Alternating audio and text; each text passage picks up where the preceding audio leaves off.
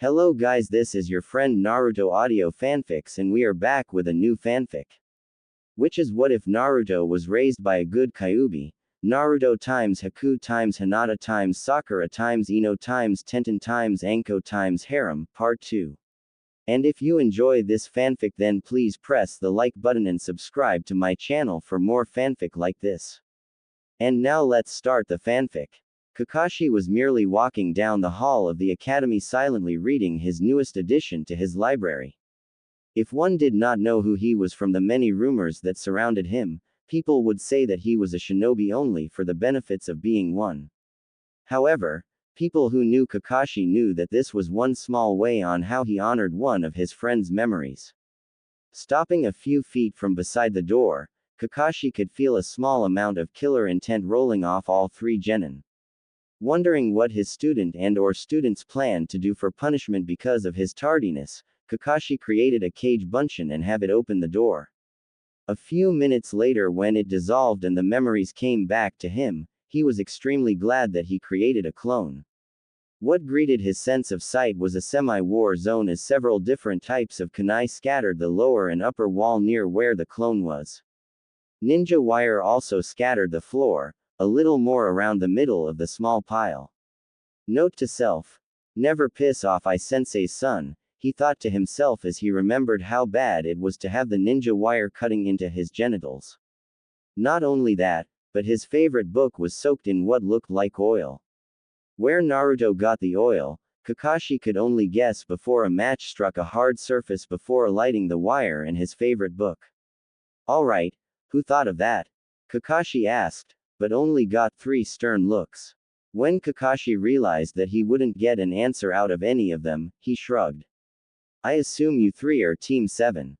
Head to the roof, I'll be there shortly, he said as the 3 didn't believe him. Now would be nice, unless you want to do D ranks for a year. You better take Kakashi senpai seriously kiddies, you have no idea how bad D rank missions can get, said a voice said from the teacher's seat.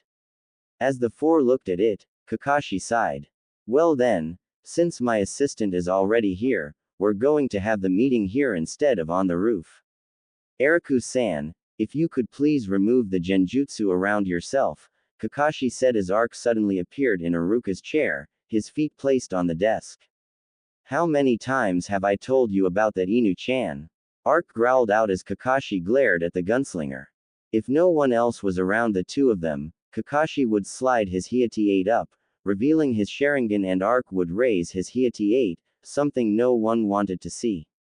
However, the tension was destroyed by Naruto pointing a finger at Ark. Wait a second, you. Naruto shouted as he remembered where he first saw the person in front of him. You're the one who saved Sakura-chan's life.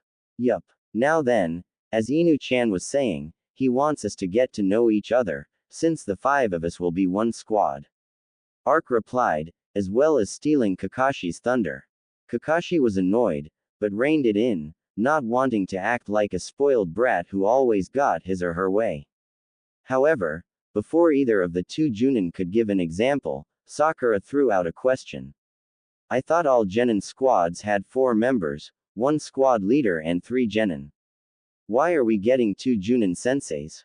Well, I'm not a teacher per se, just someone here to keep an eye on a certain friend of mine. That, and to make sure a lazy Tem shows up on time. Ark replied with a grin. Any more questions? He asked and heard nothing. Kakashi-senpai, if you would continue. Reluctantly putting away his book, Kakashi stood up to his full height. Alright, now that you're here, I'd like you to introduce yourselves. Your names, dreams for the future, likes, dislikes, and any hobbies that you might have, stuff like that. Waiting for someone to go, he realized that no one understood what was going on. Alright then, I'll go first. My name is Hatake Kakashi. I don't feel like telling you my likes and dislikes. Hobbies, you'll find out in a few years, same goes for my dreams. Sighing, Ark got off the chair and migrated to the edge of the teacher's desk. Must you be so troublesome, Kakashi-senpai? You used to like promptness. You dislike people who threaten your Ika and anyone wearing green spandex. Your dream is to meet the author of said series, Jiraiya the Toad Sage, and bow down to his greatness, Ark said, telling about something of the man that would become their sensei. Well, since you feel so well talking about me, what about you, Shiro-chan? Kakashi asked cheerfully as Ark just turned his way, pulled out one of his guns and fired at Kakashi. Kakashi ducked under it as the bullet hit the wood desk behind him, freezing it. Don't ever call me that again, Inu-chan. Next time, I'll make sure not to miss. Now then, my full name is Tenjin Eriku, but it would benefit your health if you called me Ark. Any other information is classified as top secret information. Bullshit. How can someone like you get that privilege? Sasuke asked as Ark grimaced dangerously at the raven-haired youth. Careful of whom you provoke, duck butt, but I'm sure that was just a slip of the tongue and I'll let it go, this time. Make sure there isn't a next time, or else. Ark said, putting Shimo back into its holster. Now then, since you wisely decided to open your mouth and try belittling me, why don't you go next, duck butt? My name is Uchiha Sasuke. My likes include my family and training. I hate how my brother acts towards me. My dream is to get father's approval at least once and awaken my dujutsu. Hobbies include training and that's about it. Sasuke replied hastily, knowing right away that he wouldn't like Eriku. Naruto watched all of this as it happened, mildly chuckling at the nickname he gave to Sasuke. Granted, he liked his own nickname for his rival, but it didn't matter all that much because the bastard was still getting humiliated. Alright, I'll go next, if you don't mind, Saku-chan. Getting an agreement from the girl beside him, Naruto introduced himself. My name is Uzumaki Naruto, future Hokage. My likes are my friends, family, training, ramen and cool jutsus. I also don't mind cooking other things from time to time. Dislikes, prejudiced bastards who try to hurt my friends, the 3 minutes it takes to make ramen and that's about it. Hobbies, training and practicing anything I know to better myself as a shinobi of Konohagakure. Not bad, and to think he still wants to be a protector after everything he's endured, Kakashi and Ark thought to themselves before waiting for the last member of the team to go. With all the attention on her, Sakura felt a little nervous and started to blush. Well, my name is Kinomoto Sakura. My likes are my friends, family and my cards. My dislikes are waiting for Naruto-kun to get up. My hobbies are reading and thinking up new combos for my cards and my dream. Here she started to mumble and only Ark and Naruto were able to hear it. Kakashi asked her to repeat it, and she sighed before repeating it. My dream is to get stronger so I'm not a burden to Aniki or Naruto-kun, slightly blushing after she said this. Good. She isn't a troublesome fangirl that I have to force into training, Kakashi thought to himself before quietly sighing. Although Naruto and Sakura probably already have good teamwork, I'm not sure if the Bell's test would be best, he thought to himself before looking onwards, but then again Sasuke could be trouble. What to do, what to do? Kakashi thought to himself as he looked at all 3 members of Team 7. Kakashi-senpai, as much as it troubles you, why don't you do what you always do to test future teams? Anyways, I better check on my apartment, make sure no one tried burning it down, so troublesome it is, the gunslinger said before vanishing with a touch of frost, the desk getting a light dusting of frost before it quickly melted away, leaving a water stain on the light-colored wood. Chuckling at this, Naruto and the rest of Team 7 turned back towards the white-haired male. Kakashi-sensei, why did you call him Shiro-chan, when you yourself also have white hair? The nickname really never bothered me, so people didn't bother using it. Ark-san, on the other hand, hates that name with a passion, just like I hated it when he called me Inu-chan, and I will not explain as to why he calls me that, maybe later on in life, maybe. Kakashi said as Naruto and the others nodded at that, knowing that they wouldn't receive any more information about himself today. Now then, the 4 of us have a mission tomorrow. Already? Naruto asked with excitement. Chuckling, Kakashi nodded at the blonde. Yes, the 4 of us will have a mission and it's based around survival training. Now before anyone complains, this is no ordinary training mission. What do you mean, sensei? Sakura curiously asked. At this, Kakashi started to chuckle before it turned into full-blown out laughter. What's so funny? Sakura asked, extremely annoyed at their sensei's actions. Well, if I say this, I'm sure you three are going to be surprised. Out of the 27 graduates, only 9 are going to become genins. The other 18 will be sent back to the academy. In other words, this training is going to be a very hard test with a failure rate of 66%.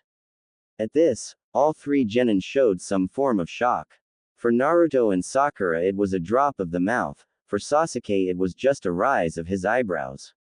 You're kidding me. After all I went through to become a shinobi, then what was the purpose of the final exam? Naruto shouted. That, it just shows who has the potential to become genin. Kakashi said, getting a groan from the blonde boy. Now then, our training tomorrow will be akin to the survival missions that you did in the academy. Before you say anything about it, this mission will be different than usual survival missions. Any questions? Kakashi asked as Sakura shakily raised her hand. If we're made to learn that stuff, does it have anything to do with our shinobi, kunoichi career, and if it doesn't, then why do we have to learn it in the first place and do the graduation test? It is so we can pick out the weak and faint of heart. While it's true that most of Iruka's teachings may or may not be useful in the real world, it shows who can become a shinobi and live instead of becoming a shinobi and dying. Do you understand now, Sakura? Nodding, Kakashi quickly continued. Anyways, I'm the one who gets to determine whether you pass or fail tomorrow at the training grounds. Bring your ninja equipment and meet me at 7 a.m. At this, he turned around and said that the meeting was over. Before heading off, he said one more thing. Oh, and don't bother eating breakfast. You'll vomit if you do. He said before truly leaving the 3 alone to their thoughts, or so they thought. Kakashi had subtlety created a cage bunchen and had it transform into a nearby rock before leaving. Anyone up for lunch? I'll buy, Naruto asked as he heard someone's stomach grumble before seeing Sakura blush in embarrassment. Sasuke shrugged. If the blonde was willing to take them both out for a free lunch, then he wasn't going to complain. You guys don't mind Ichiraku, do you? I'd rather have either one of us cooking, but I suppose Ichiraku is the next best thing, Sakura said as Sasuke looked on in wonder. The Dobi could cook. How does he do that? Sasuke asked in shock as he saw Naruto eat yet another bowl of ramen. Several empty bowls were stacked neatly nearby the blonde as he finished up what seemed to be his last bowl of ramen. However, once he gulped down the broth that was left into the bowl, he asked for another one. Sasuke's eyes were starting to bug out at all the new information he was learning about both the blonde and one of the few girls that weren't part of the Sasuke fangirl club. I've been with him longer than I can remember and even I still don't know the answer to that, Sasuke-san. Sakura replied, her pair of chopsticks resting lightly on top of the bowl. As she saw Naruto finish, she finally sighed in relief. She didn't know where he put it and didn't bother asking.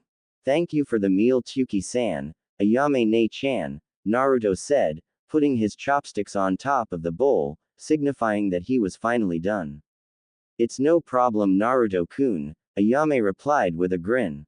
She was happy that their favorite customer was well cared for, even though he didn't come here as much anymore. Turning around, Naruto looked at his 2 teammates. So, what do you think Kakashi-sensei and Arc-sensei have planned for us? I think it's more Kakashi-sensei we have to worry about. I think he will be testing us tomorrow alone. Eriku said he would more likely be a bodyguard for someone, Sasuke said, not caring that he used Arc's full name. Perhaps, Sakura said, continuing on, but it won't help us if we keep on worrying about what will happen. We should all go home, rest and relax before all hell comes down on us tomorrow. That actually sounds like a good idea, Sakura-chan, Naruto said, putting some money down on the counter to pay for Sakura's bowl and for Sasuke's 2 bowls. He knew that he didn't have to pay for his meals since he worked for the 2 from time to time. Once they exited, Sakura and Naruto headed one way, while Sasuke headed the other way, both promising not to fail, whatever it may be. "We're home, Aniki," Sakura shouted as Naruto closed the door. When he turned around, Rai was in front of them, asking them several questions. He was only able to catch the last two and Sakura's answers. "So your sensei is Kakashi Tem?" Rai asked as both teenagers nodded. Continuing on after he got confirmation, "Talk about unfair. He'll be training my sister and adopted brother, while I'm still stuck in Anbu. Oh well, guess I should feel somewhat sorry for him, seeing as he's training my family. Although this arc person, I've only heard rumors about him. The Blue Dragon of the East. Aniki," Sakura said as both Genin groaned at his teasing. "So you know a lot about Kakashi-sensei?" Naruto asked as Rai nodded. "He has a lightning affinity and known as Sharingan no Kakashi in the bingo books. He once was an Anbu captain, but after a mission that went bad he retired from the Anbu squad. He's now a Junin as you can see. He also created the assassination technique, Chidori, or Thousand Birds, but it's also known as another name, Reikiri, Lightning's Edge, for assumingly cutting a bolt of lightning in two with the technique. It's only a rumor though. I also know that he is chronically late to everything that isn't extremely important or if his special book collection is threatened to be either burned or banned by the Hokage." "Alright," Sakura said before yawning. "You two should get to bed. It's late and you do have to get up early. Here's a tip. However long Kakashi was today is how long he'll always be. Now up to bed you two," he said as the two nodded. The two would tell Sasuke when they got there tomorrow. Sasuke wandered back to the Uchiha complex, lost in thought. How could someone so lax like Kakashi be a Junin? Something didn't set right with him and he was going to find out what it was. Seeing the entrance to his home, he raced towards the entrance, grinning. He could get all his answers now, if only he could find his older brother. Heading towards the main area, he checked to see if Itachi was out on a mission or something personal. He saw that his brother was indeed in the complex, seeing as the marker next to his name was placed in the "in complex" area. Sasuke moved his marker from personal to in complex, and headed off to find his brother. Having a feeling that he would be in the training area, he headed off to that place first. When he got there, he saw his older brother doing some Kata work. Ever since he was born, Itachi was different than the rest of the Uchiha, which he liked. He wasn't snobby nor was he a pain to deal with, even if he never had time for him. Walking forwards, he was about to talk before Itachi stopped and opened his eyes. "Yes, Sasuke?" he asked. "I was wondering, have you ever heard of Hatake Kakashi?" "I have. Why do you ask Sasuke-kun? He's apparently my team's sensei, but for the life of me, I can't see why he is a Junin. He's so lackadaisical and he was 2 hours late to meeting us for team introductions." "Really now? Well, that man acts that way for a reason, Sasuke-kun. Trust me when I say that looks can be deceiving. Now then, is that all you wanted to ask me?" Itachi asked as Sasuke nodded his head in the negative. "We also have another sensei, Tenjin Eriku. I was wondering if you've heard of him as well, Aniki." "I have. He's called the Konoha no Ganfata, Leaf's gunfighter, and only he can use those weapons of his. You don't want to get on his bad side. Don't ever underestimate him, got it?" Itachi asked with a tone of seriousness that didn't go past Sasuke. "I got it," he said, turning away from Itachi and heading back to his room, mumbling, "But I don't have to like it." Heading inside, he headed up to his room and got ready for bed. Before falling asleep, he thought about how interesting tomorrow would be. "Time to wake up, Naru-chan. You have a test to take today." "5 more minutes, Sake-chan. I wish I could give you those 5 minutes, but I can't. You need to be at the training grounds soon to beat that pervert." Speaking of him being a pervert, I was wondering if I could use those techniques on him.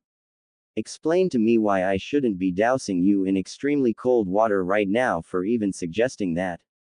Because the man is a pervert and you hate perverts. The harem no jutsu uses that pervertedness against said pervert. You and I both saw that book Kakashi-sensei was reading, it was pure. Alright, I'll let you use them, but only this one time, understand? Crystal clear, Sake-chan. Now then, you have to get up. Remember not to tire yourself out too much afterwards, I want to train you as well afterwards.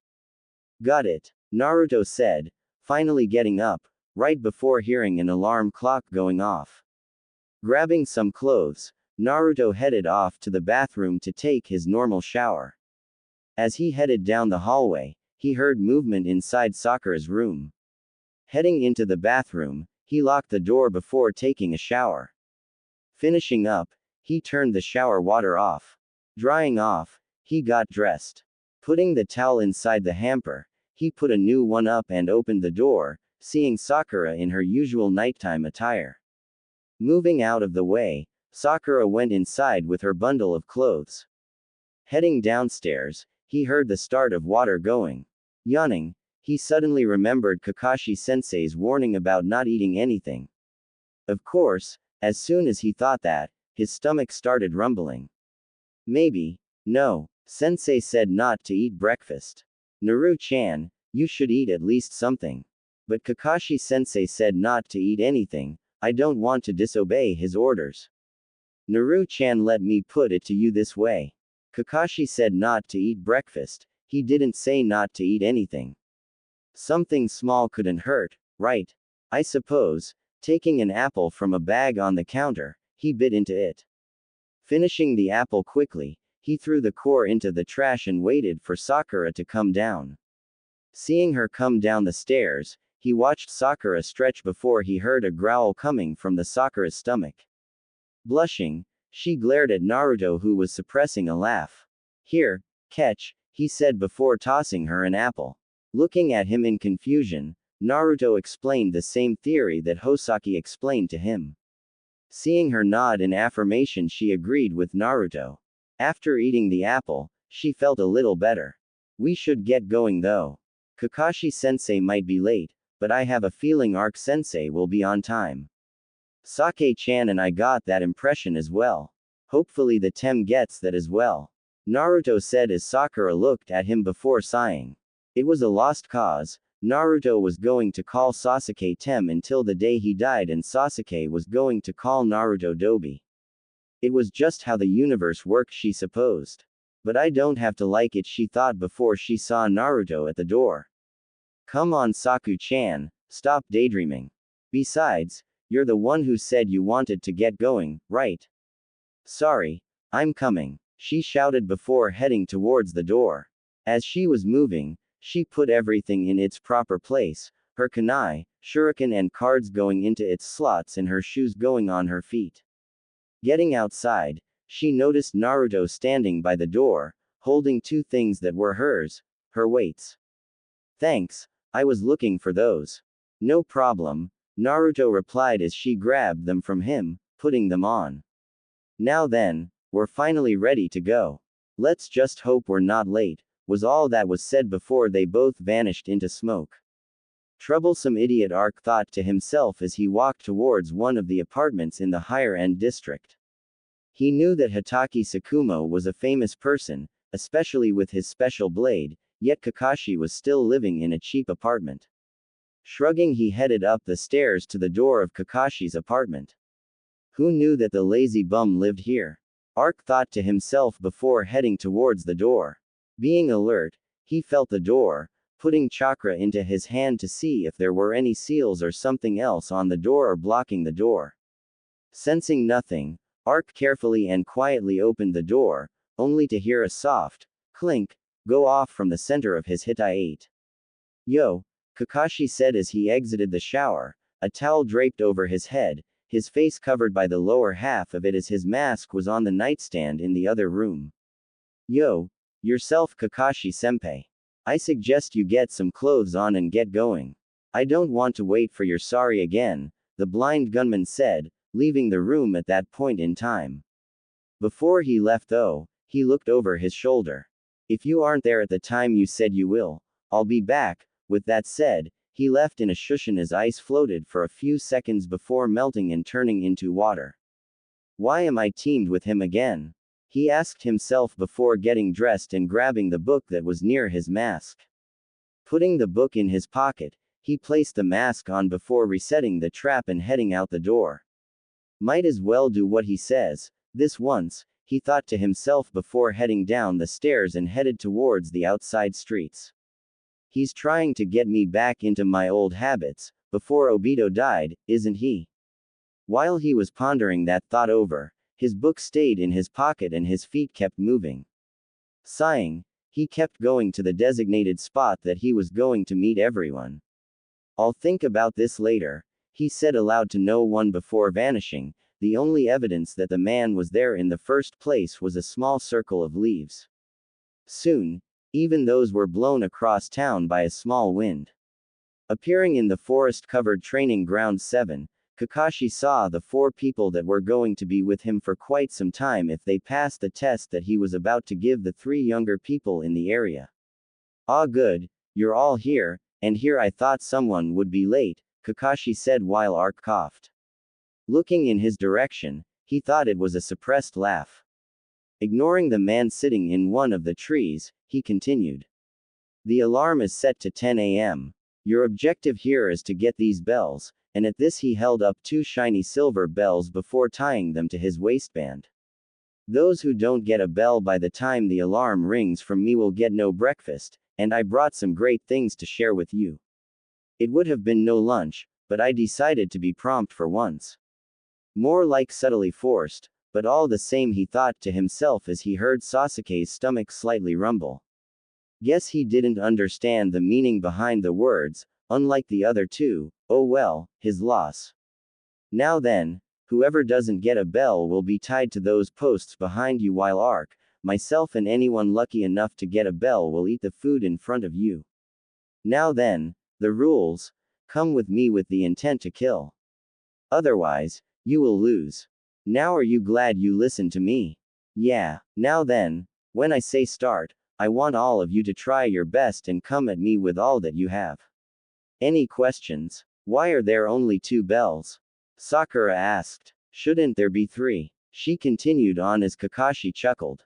There are 2 bells because one of you 3 will be tied to that post, and the person tied to that post will not only receive the honor of watching us eat in front of him/her, but that unlucky person will also be sent back to the academy for another year.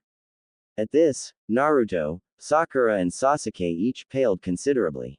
Father would kill me if I didn't pass today, Sasuke thought to himself before fingering a kunai from his pocket, smirking at the information Kakashi-sensei gave them. It meant that he could go all out and not have to worry about the consequences for it. Alright then, any more questions? Kakashi asked. Receiving silence, Kakashi continued. Well then, since there are no more questions, when I say, start, this mission will be underway. Understand? Getting 3 nods in confirmation, he smirked. This is going to be fun. A shame I'll probably have to fail them like the others. Start. At this, all 3 jumped into the canopy, not knowing exactly what they were getting into. I can't believe this, the scarred Chunin thought to himself as he sped towards the tower with a folder in his hand. This folder consisted of a small list of Kakashi's history with inspiring genin. Something in his gut was telling him that something bad was going to happen. Heading towards the Hokage tower, he stopped in front of it for a few seconds. The Hokage probably wouldn't listen to me anyways, then again. Heading up the stairs, worry was written all over his face, worried about Naruto. He went through a harsher test than the rest by defeating a Chunin, and if Naruto had to go back to the academy, Iruka didn't know how he would take it. Reaching the last set of stairs, the Anbu members stopped him for a bit. This was because he didn't have an invitation from the Hokage and that they were just doing their job. Hokage-sama, it's me Iruka, can I please come in? Iruka asked. A few seconds later, the door opened and out walked the old man. Beckoning Iruka in, he thanked the guards before closing the door. What do you want to know, Iruka-kun? I heard a rumor about Naruto's sensei, and when I looked into the folder of Junin senseis, I saw that the rumor was possibly true. Is it possible for me to view Kakashi's full pass-fail Hokage-sama? Pulling out the small book that had the records of all Junin senseis in it, he handed it over to Iruka. Thumbing through the pages until he got to Kakashi's records, he started to read over them. When he was at the bottom of the page and went to flip to another page, it went to another sensei. You're kidding, he's failed every genin that he has tested. Unbelievable, Iruka said in disbelief. Sadly, it is true. Kakashi has failed every student tested before. I know how you feel about Naruto, but sometimes a father has to let his son do what he thinks is right. Trust Naruto and his team as I trust Naruto. Perhaps he will change Kakashi's mind, and if he does fail, then I will find someone appropriate to train him and any worthy members of his team for a future placement as genin. If you say so, Hokage-sama, but I'm not entirely sure about this, Iruka said as he got up. As Iruka was leaving, the Hokage went back to his desk and activated his crystal ball, letting him see what was going on in the training grounds that Kakashi and his potential team were in. I hope I'm not wrong with this, Sarutobi thought to himself as he sat down, putting his hands up and resting his head upon them. I know Arc-kun will keep an eye on Naruto, I just hope Kakashi doesn't do something stupid, he mumbled to himself as he was held captivated by the training mission of Hatake Kakashi. The three had run into Arc, and while Sakura asked him to help, he replied that he couldn't. Besides, I'm not the one taking the test, you are. Now get a move on, you three, none of you are perfect after all. After that, the three noticed Kakashi waiting for the three. He probably already knows that we're here and waiting for us to strike. Sakura said, getting a low-level card ready. If that's the case, let me try something first. What do you have in mind, Naruto-kun? Sakura asked as both members looked towards the blonde. Just wait and watch, and she already approved of the plan. Naruto responded as Sasuke raised an eyebrow at this. Who was this she that Naruto was talking about? Pondering over this, he failed to see Sakura nodding at what he was about to do, as Naruto silently jumped away from the two and landing in a clearing, standing right in front of Kakashi. Come on, sensei, you and me right here and now. Naruto shouted as Kakashi's sweat dropped at these antics. I thought sensei's son would be smarter than this, he thought while sighing. Apparently, Naruto wasn't as smart as he thought, or so he believed. Kakashi thought this was strange. He knew that the three were working together, so why did they let Naruto go out and try a direct attack by himself? Putting himself on guard, he let Naruto race towards him. I wonder what's going to happen. Once Naruto got towards Kakashi, he lunged at him with a fist.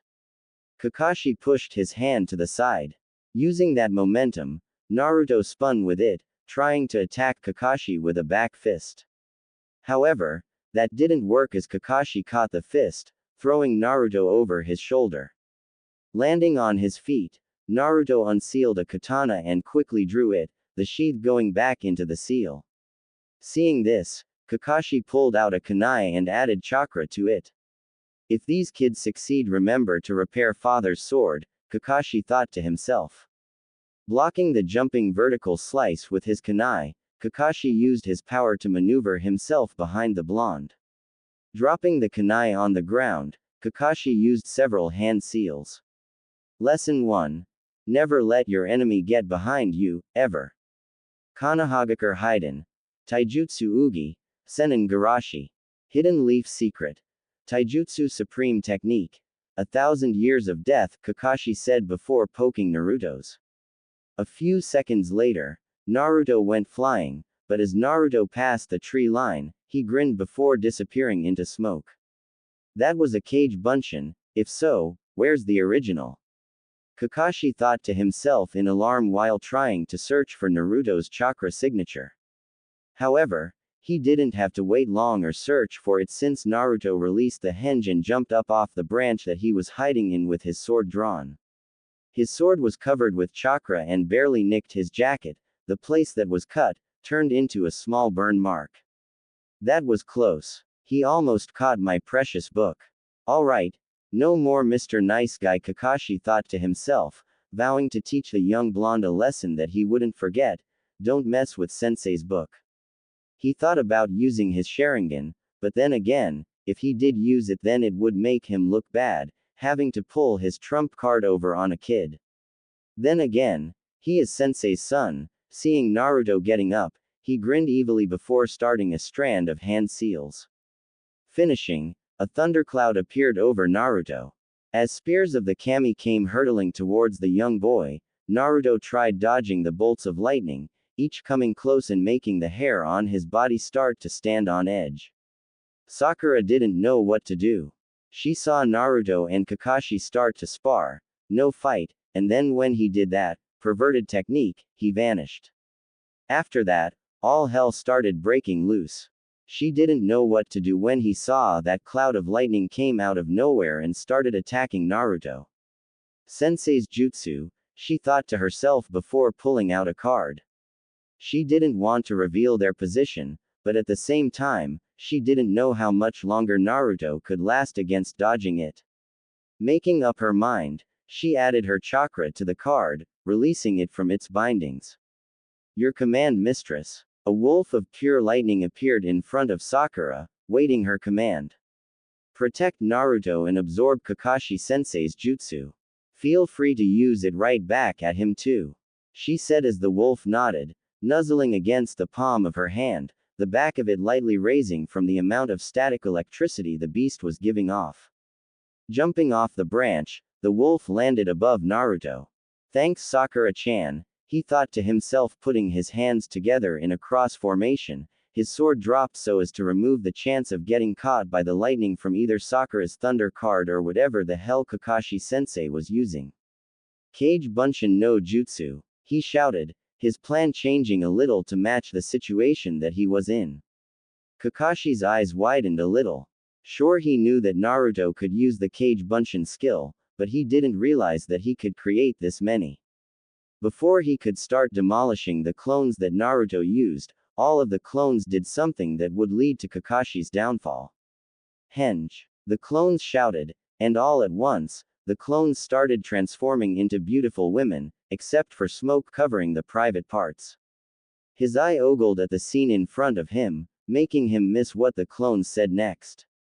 Harem no Jutsu. This is just like Ika Ika Paradise. Manu taking a bath, seeing one of his favorite scenes come to life in front of him. Unbeknownst to Naruto, Kakashi stood in a stupor. The focus needed for the jutsu was long gone, and so was the jutsu itself. The wolf made out of electrical energy returned to his mistress' side before reverting back into his card form. While this was happening, Kakashi didn't notice a small fox crawling ever so close to him before jumping up and snatching one of the bells from his waist. It's easier to get one rather than two, Naruto was thinking towards himself as moved to the secrecy that was the foliage around them. Once he was beyond Kakashi's line of sight, the women vanished. No, don't leave me, Kakashi thought to himself a few moments after the women vanished. Taking a few moments to recollect himself, Kakashi felt himself lighter. Looking down, he noticed that he only had one bell strapped to his waist, the other bell was missing. After finding out that Naruto stole one of the bells, as per mission requirements, Kakashi faintly heard laughter coming from the trees. Scowling, Kakashi sent a blunt kunai towards Ark's location. He didn't waste a true kunai because he knew Ark would shoot it down. Damn bastard and his damnable guns. Interesting, seems like Naruto is a little bit of a pervert, he thought to himself as he felt where the bells were and found that there was only one ringing. Damn it, Naruto must have used the distraction to get a bell away from me. I'll admit, he was good, but he hasn't found out the true purpose of the test yet, Kakashi thought to himself before shaking his head and grinning under his mask. Naruto's reputation as #1 prankster was certainly true. Now what? Sasuke asked as he saw Naruto return with the bell jingling inside of his pocket. He didn't want to admit it, but the blonde's jutsu was interesting and a useful tactic for any male pervert, and perfect for hiding amongst his fangirls. Of course, Sasuke would never voice this thought aloud. His first thought was to fight over the bell, but that was quickly opposed by both Sakura and Naruto. What about this? Sasuke, since you still haven't proven yourself, why don't you take Ero-sensei on and Sakura-chan and I will cover you? Naruto asked as Sasuke thought it over. He had to admit that Naruto had a good plan. Alright, I'll do it. Besides, I have traps ready to spring on him while you were keeping him busy, Sasuke replied as he jumped down from the safety of the tree, flinging a kunai at the semi-masked man as he dropped from the security of the tree. Kakashi barely had time to register the hit before vanishing in a cloud of smoke, a log in his place with the kunai in its side. Aniki was right, throwing it at an angle while moving down towards an unsuspecting target does make the kunai go through the space between the floating rib and the rib cage. Sasuke thought to himself as he grabbed the kunai from out of the log. Turning around, he saw Kakashi leaning on a tree, reading that book of his. All he knew of the book was that it was related to and not something he ever wanted to look at. Why hello there Sasuke-chan, nice weather we're having, isn't it? Kakashi asked as Sasuke growled in anger. His brother's warning flashed to the front of his head, causing Sasuke to take out a kunai and watch the man in front of him carefully. Closing his book, Kakashi looked in his direction. You know, you don't have much time left Sasuke-chan, Kakashi said as the young man growled, keeping his anger in check. It wouldn't do well to attack his sensei if he didn't have a clear mind. Before Sasuke moved, Sasuke saw a small glint in the distance, the signal that the three agreed upon before Sasuke left to attack Kakashi. Throwing the kunai in his hand, Kakashi turned around to see what he was aiming at. It was the worst decision that he decided to do because once he turned to where the mirror was, Sakura let out one of her medium strength cards, and one of the dangerous ones in the set. Aim at Kakashi, was all that Sakura said as Kakashi's sweat dropped at that.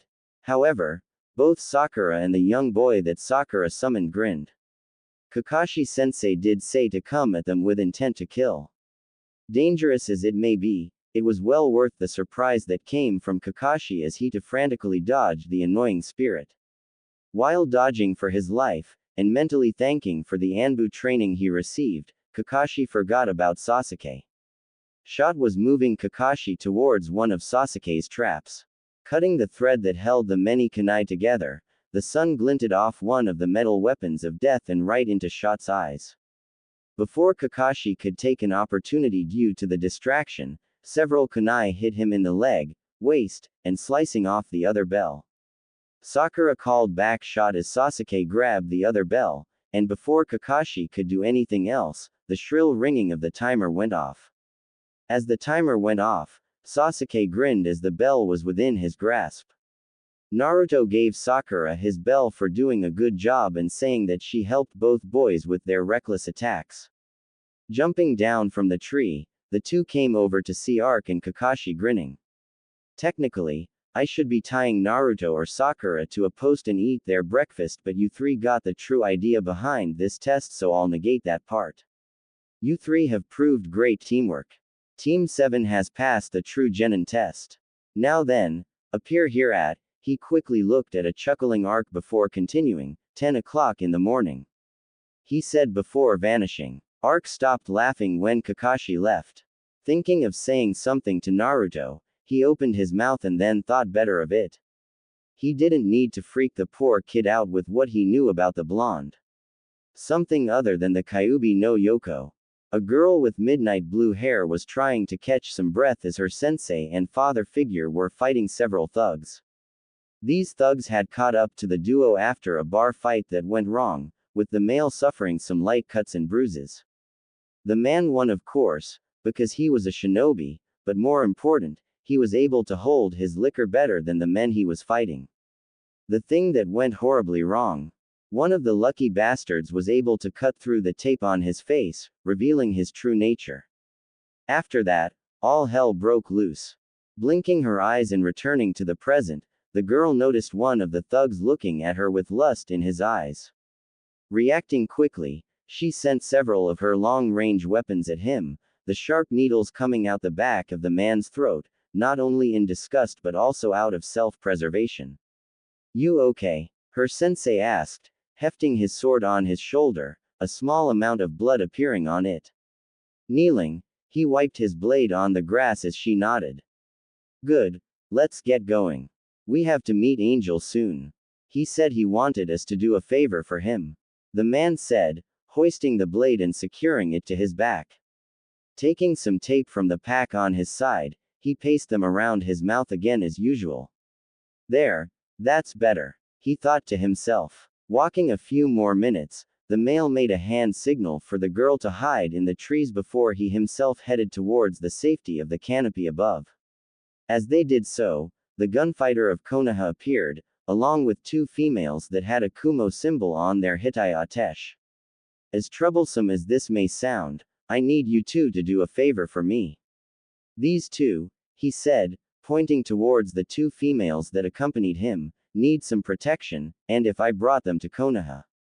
Don't worry, Ark, we can take care of them. What are their names? Grinning, Ark chuckled lightly. That's what I like about you, Zabuza, you always got down to business. Anyways, the older female is Kuchiki Byakuya, but doesn't mind going by a-chan, either. The shy girl behind her is Ni Yugito. He said before being interrupted by being hit in the back of the head by Byakuya. Idiot, I only let you and Yu-chan call me that, she said, growling at the information he told the two. Yeah. Anyways, the reason I trust you two with these ladies is because Yu-chan is carrying something extremely rare on her. Anyways, since my mission in rescuing these ladies is done, I'm heading back to Konoha. Walking away, he looked over his shoulder. Oh yeah, one last thing, watch out for Baya-chan's right hook. It can literally blow you away. See ya, he said, waving his hand in a lazy goodbye, not seeing the blush of embarrassment on Byakuya's cheeks. All right, everyone up, Haku stated, as the two adults, one in a tent and one leaning against a tree. Ever since the four became a small group, this was the sleeping arrangements. Yugito, Haku or both would wake up early and make breakfast, sometimes as simple and quick as fish, or if they had time to get supplies, something as complex and good as bacon, sausage or other quick and good homemade breakfasts, sometimes even Byakuya's favorites, sticky buns. At first, Haku was the chef and made quick meals for both Zabuza and herself. At first, she also made the meals for the other two girls in the group. However, it was a surprise when Yugito asked if she could cook one day. Grinning, Haku gladly allowed the younger girl to cook. Over time, the two girls became closer, and now they were sisters in all but blood. We're up. Something smells good, Haku, Zabuza said as he sat up, working out the kinks in his body from the way he slept. However, before grabbing whatever breakfast was, he was instantly alert, his hands already moving through the hand seals for his legendary Kurigakure no Jutsu. That was another thing that Yugito and Byakuya had to get used to, Zabuza's use of the hidden mist jutsu, and while they weren't as proficient fighting in it as Zabuza and Haku were, but they could easily move within it. Have you come for business or have you come to greet your grave? Zabuza asked from within the mist, using a genjutsu to throw his voice around from everywhere inside the area. I've come with a business proposition for the four of you. I need some shinobi, but I need them to not ask questions or bitch about missions and whatnot. I'll pay you, of course, I just want everything, the man started before Zabuza cut in, hearing it all before. Under the books, correct. Correct. What do you say, Zabuza, demon of the mist? I say you have yourself a deal. If that's the case then, Taki, Kai, take the two Kumo wenches. The man said as two shinobi appeared almost out of nowhere. Zabuza thought to himself in surprise. No one was able to mask their chakra completely, except for two people, but they were in Konoha. It happened so fast that neither Haku nor Zabuza could react to the two shinobi abducting the two women that were put under Zabuza's protection. What's the meaning of this? Zabuza asked in fury, his sword ready to attack the person who double-crossed them. Canceling the jutsu of mist, Zabuza noticed the old man in front of them in a business suit. Glaring at the old man dangerously, he should have known that Gedu would be the one who would hire them. This is insurance. I want to make sure that you don't think of double-crossing me or try backstabbing me when you first get the chance to do so. Now then, there's this person that I'm having trouble with. He was able to get out of my sight and is most likely heading to Konoha to recruit some fine shinobi to help him overthrow the power I have. I want you to do me the favor of killing this man and any bodyguards that he has protecting him. And if I do this, you will let the two go. You have my written word, the manipulative man said before grinning as he heard the words of acceptance that he'll do the mission, ignoring the females behind him. Once he left, Zabuza growled before picking up his sword and swinging it towards the nearest tree. Due to the amount of power, strength and anger thrown into that strike, the tree soon collapsed. Zabuza-sensei, pack everything up Haku, we're heading out. He quickly replied, tossing the girl a scroll to which she should seal everything within.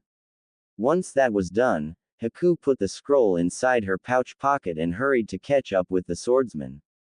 Zabuza-sensei, what are we going to tell Ark if we see him again?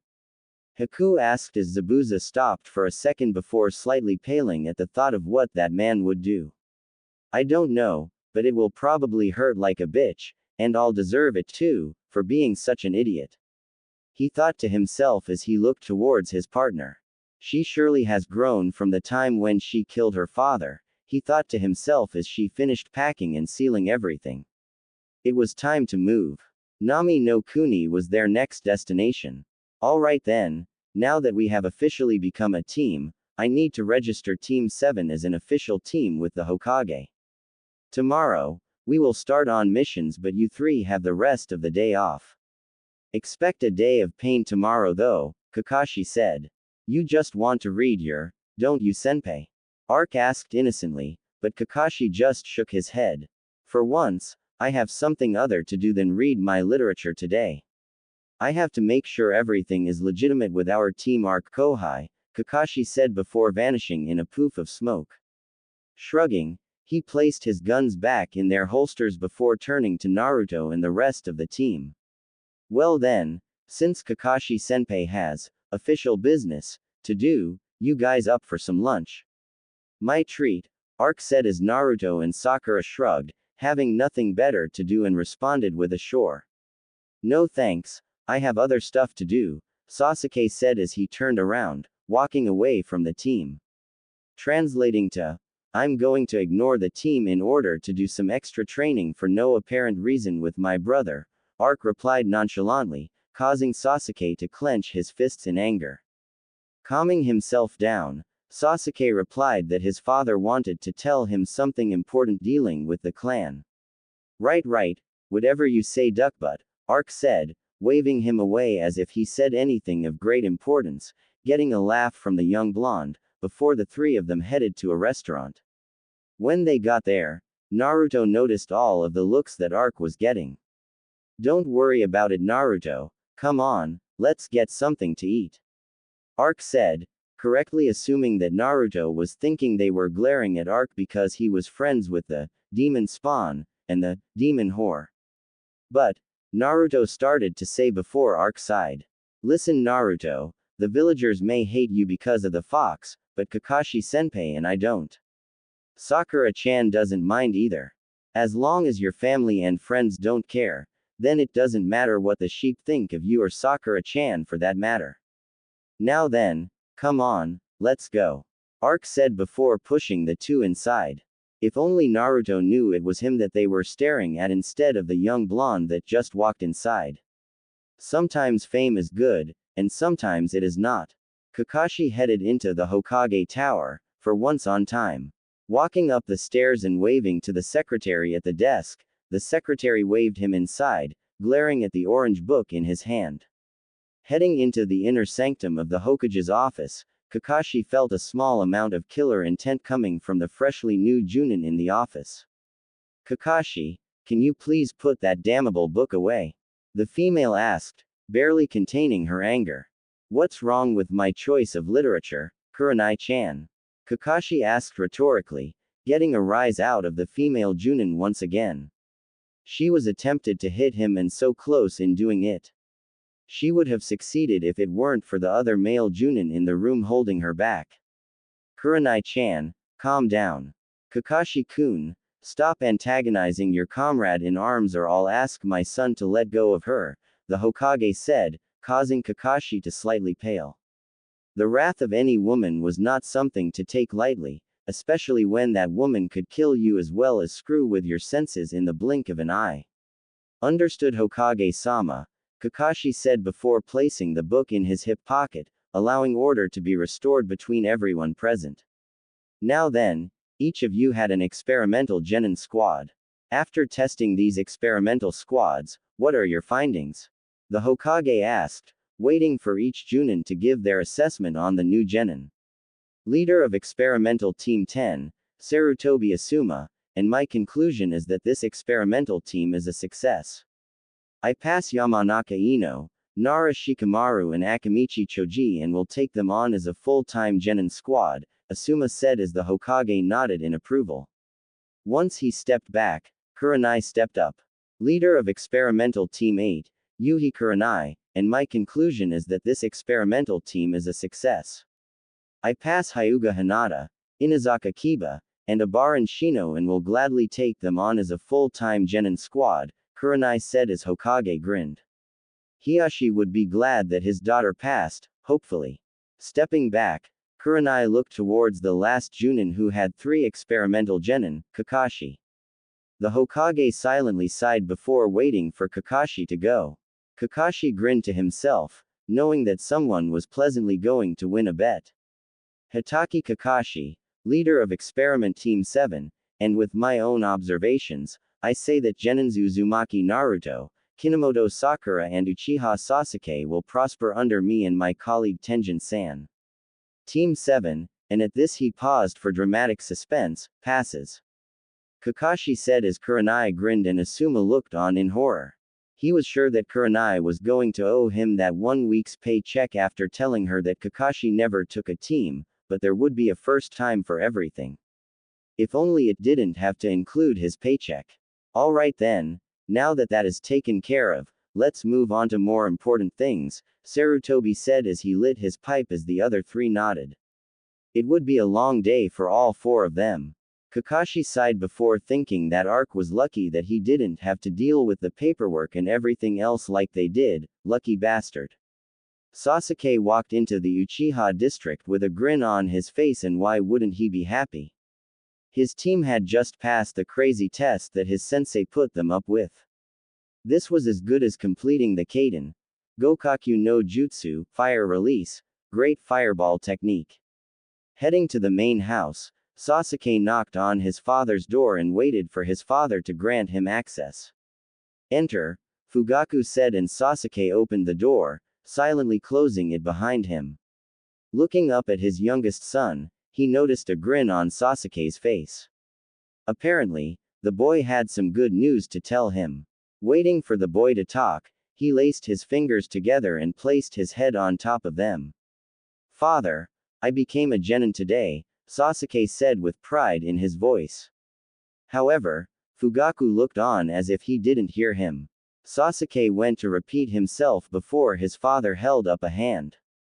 It is quite an achievement, Sasuke, but you still have a long way to go.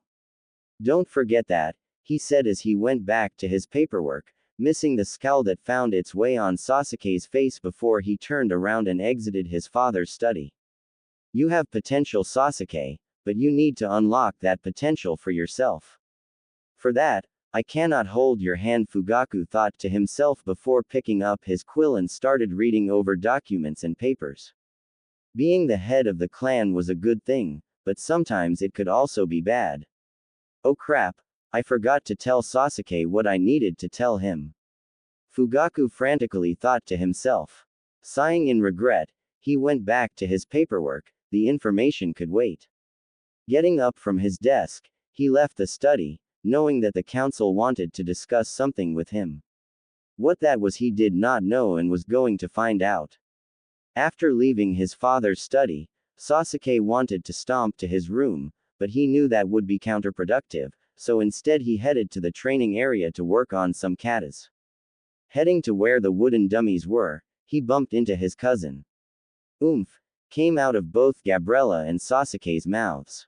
After the apologies from both parties were given and taken, Gabriella asked her cousin what got him so pissed off. When he told Gabriella what happened, she giggled at him. Seeing his anger returned, she apologized. So, who's on your team, Sasuke-kun? She asked with genuine curiosity as a small scowl made it onto his face. Laughing at this, he growled. Do you want to know or not?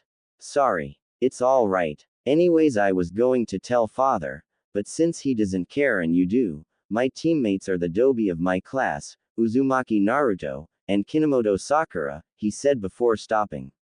You okay? Yeah, I'm fine, keep going, Gabriella said quickly, not understanding what just happened when he mentioned Sakura's name.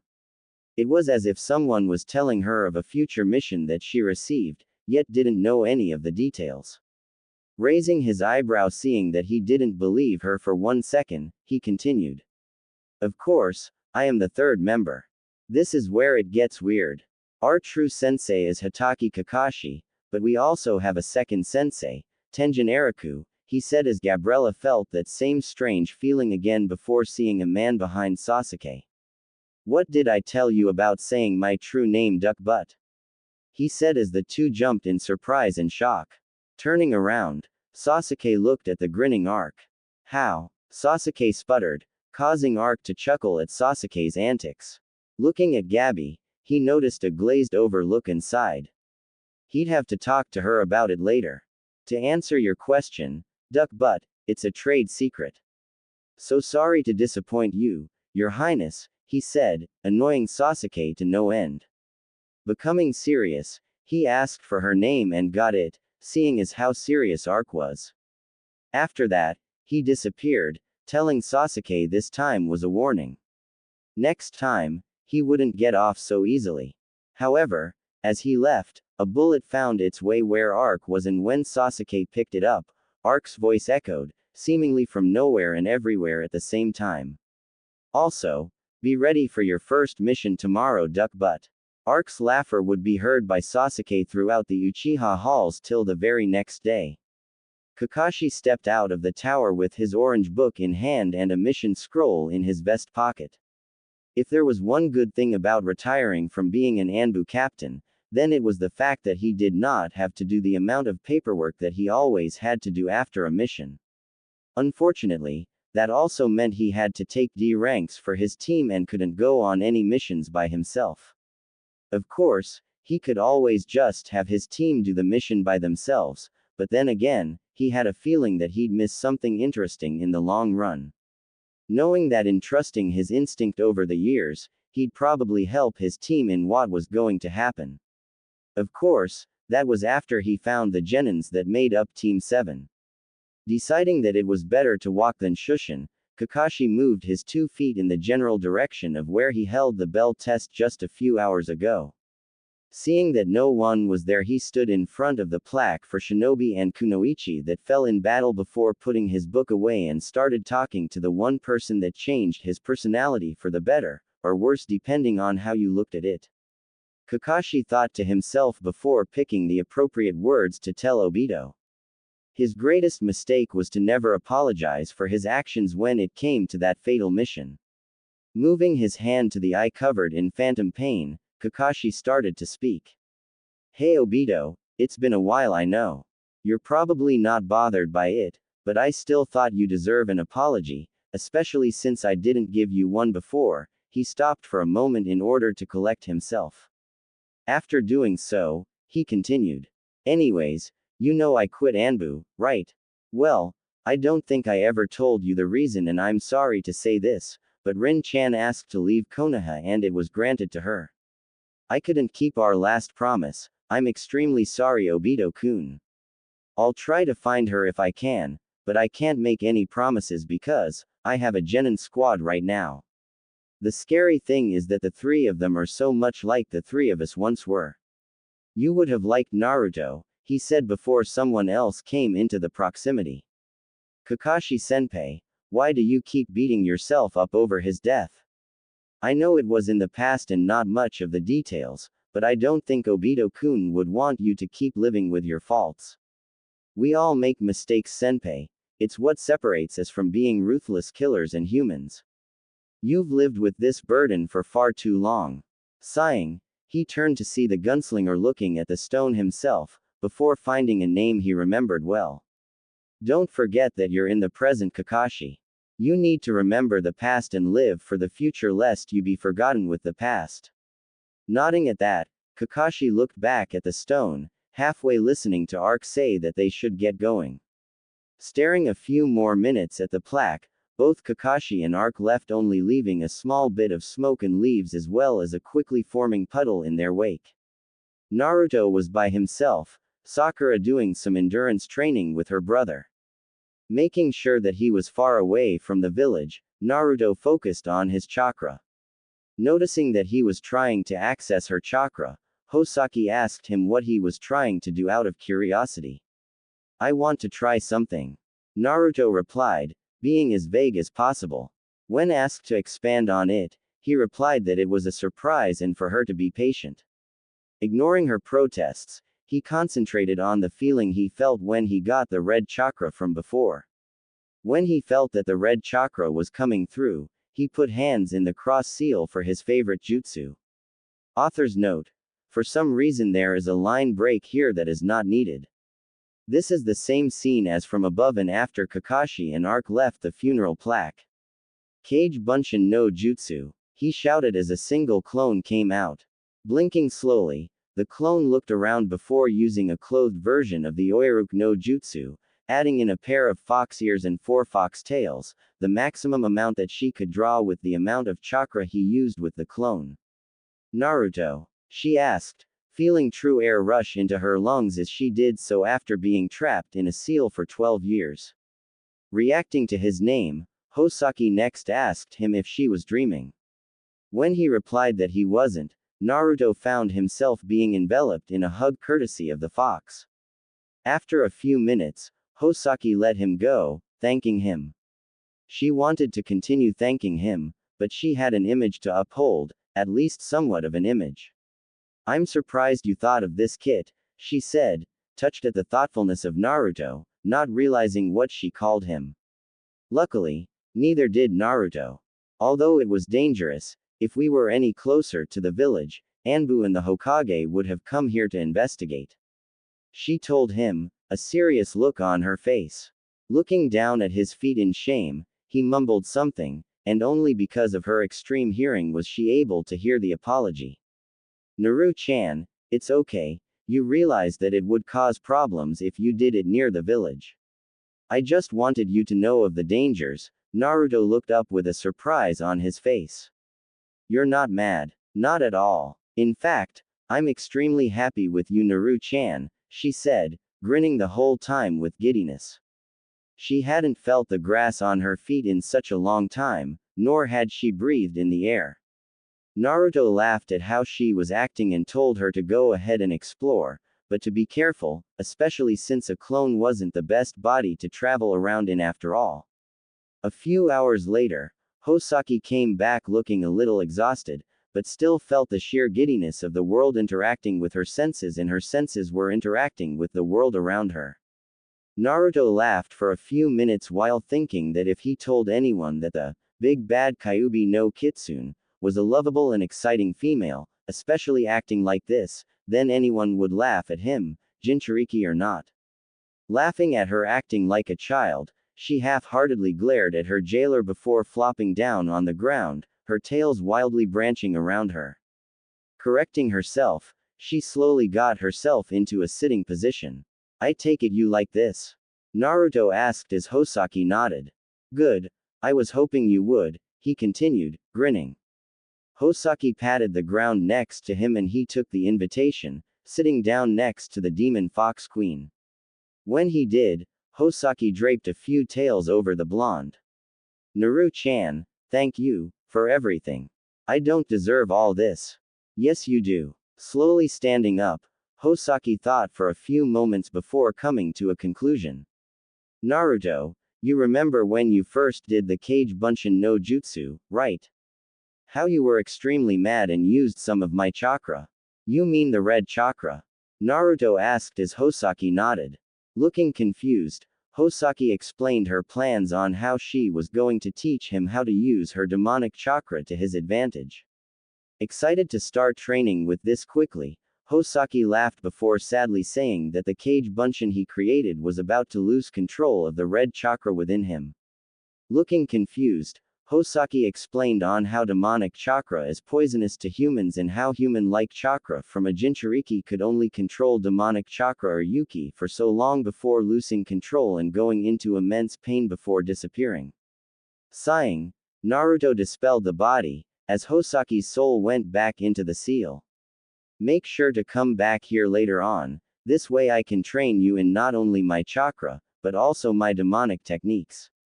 You have your own jutsus, but I thought demons didn't use jutsus. In our true form, that would be true. We just use our element to cause mass damage. Think about it, if a huge demon could use jutsu. I see, thanks Sake-chan, for everything. Using my own words against me now? She asked, grinning to show that she was just teasing. Nodding, Naruto burned this area into his mind for later and headed for home. Yawning, he started the trek that would lead him back to home. Tomorrow would be an eventful day, an eventful one indeed. Naruto was peacefully sleeping when he heard someone enter the room. Quietly and quickly going on alert, he noticed that it was just Sakura. Calming down just a little, right before she was next to him. Whatever you were about to do to wake me, don't bother, I'm up, Naruto said, causing Sakura to jump back a bit. Naruto knew it was Sakura, and they did this whenever she found him sleeping in a playground or hidden behind leaves in a hope of not being found by his tormentors. Usually it was just a shake of the shoulder or something similar, but she never dared calling his name out. Doing that would certainly spell doom for her blonde friend. Sakura-chan, you still with me? I need to shower and get dressed. I can't do that if you're in here, Naruto said, breaking Sakura out of her trance and blushing heavily. Gomenasai, she said before leaving, closing the door behind her. Chuckling at what happened, he grinned, also remembering the past. Sighing, he put on a set of boxers and grabbed a set of clothes before heading to the bathroom. Setting the clothes on the shelf nearby, he turned the water on.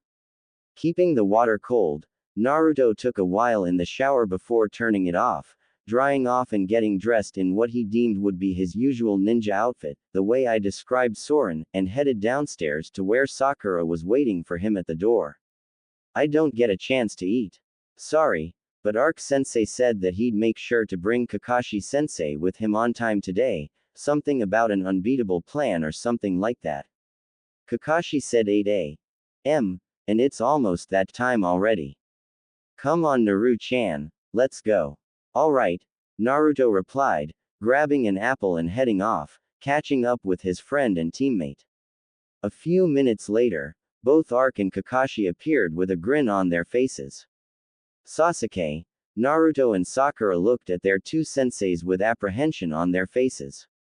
First off, let's start off with a few D-rank missions, Kakashi said before taking a scroll out of one of his vest pockets.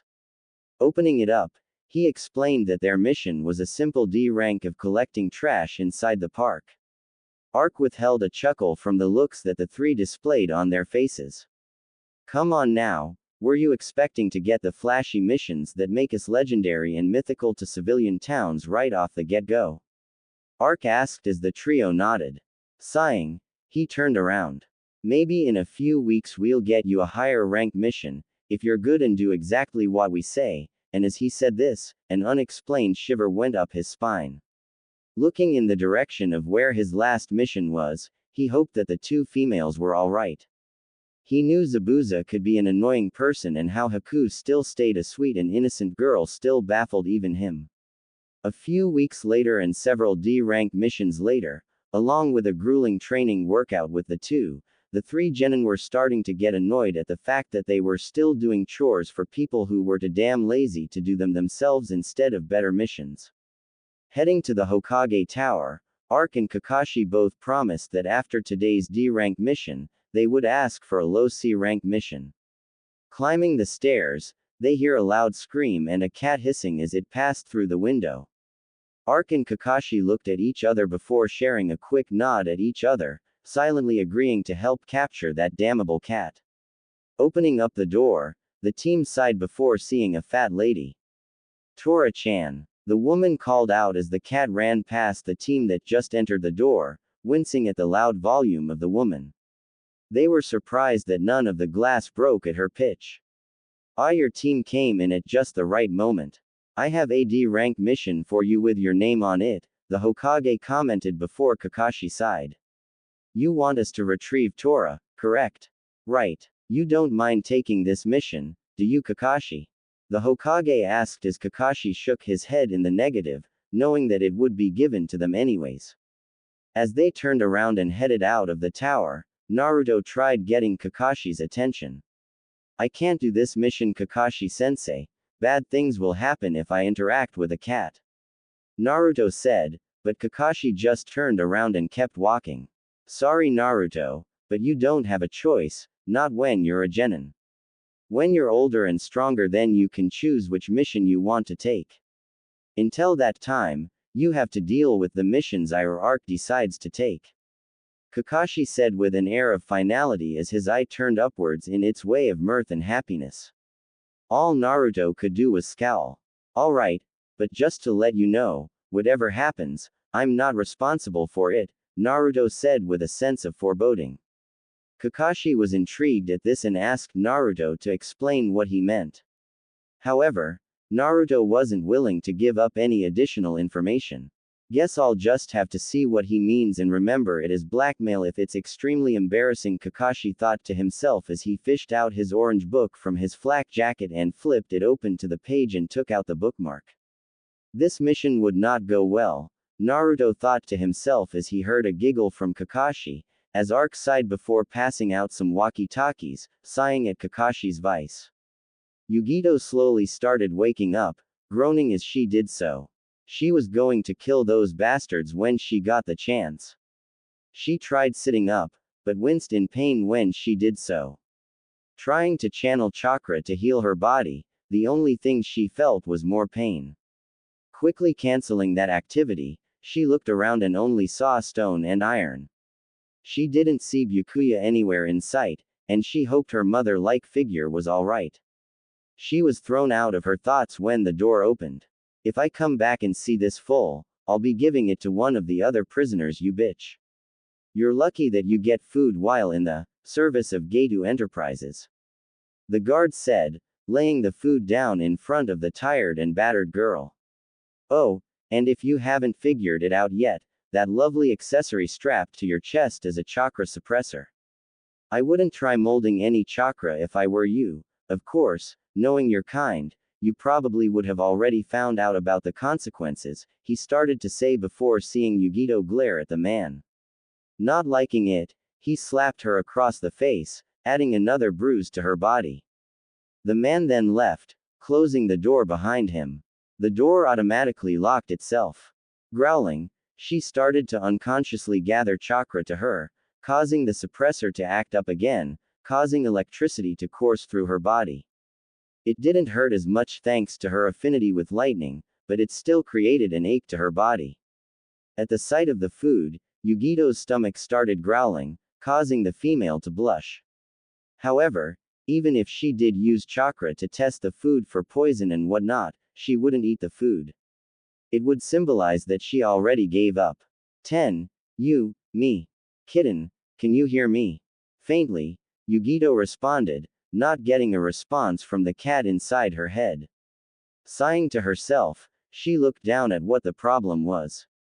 Looking down at the offending metal, she started to think of ways to destroy the machine. Coming up with only a few solutions, she sighed to herself. This was going to hurt. Focusing on her chakra, she separated it from her demonic chakra and started channeling it straight into the chakra suppressor. Hearing it break, she groaned in pleasure as her chakra came back to her. Kitten, are you okay? I'm fine. Just a little hungry, and before you suggest anything, I am not eating that slop they gave me. Good. I'd hurt you if you did. Now then, How are we going to get out? I have an idea, but I need to weaken my chakra first and wait for that bastard to return. She thought to the cat demon inside her head before cutting off connections to her, knowing that she wouldn't like the plan one bit. Waiting until the guard came back, Yugito cast a genjutsu around herself to make it seem like she was still wearing the inhibiting device. Seeing the guard jailer came back, he saw her standing there and that the food had not been touched. Focusing chakra to the area where the genjutsu was laid, Yugito was smacked across the face. You bitch. Getu-sama provided you and that whore free food and this is how you repay us. I ought to take her food away from her as well you. He never got to finish his rant because soon after, Yugito let go of the genjutsu, before tripping the guy and punching him in the face. Not only was the man untrained for a quick attack, he also put his guard down because of the fact she had a chakra inhibitor on, or did have one on. Running through the halls, Yugito heard her feet slapping the floor as she ran through the halls, checking behind her every few seconds.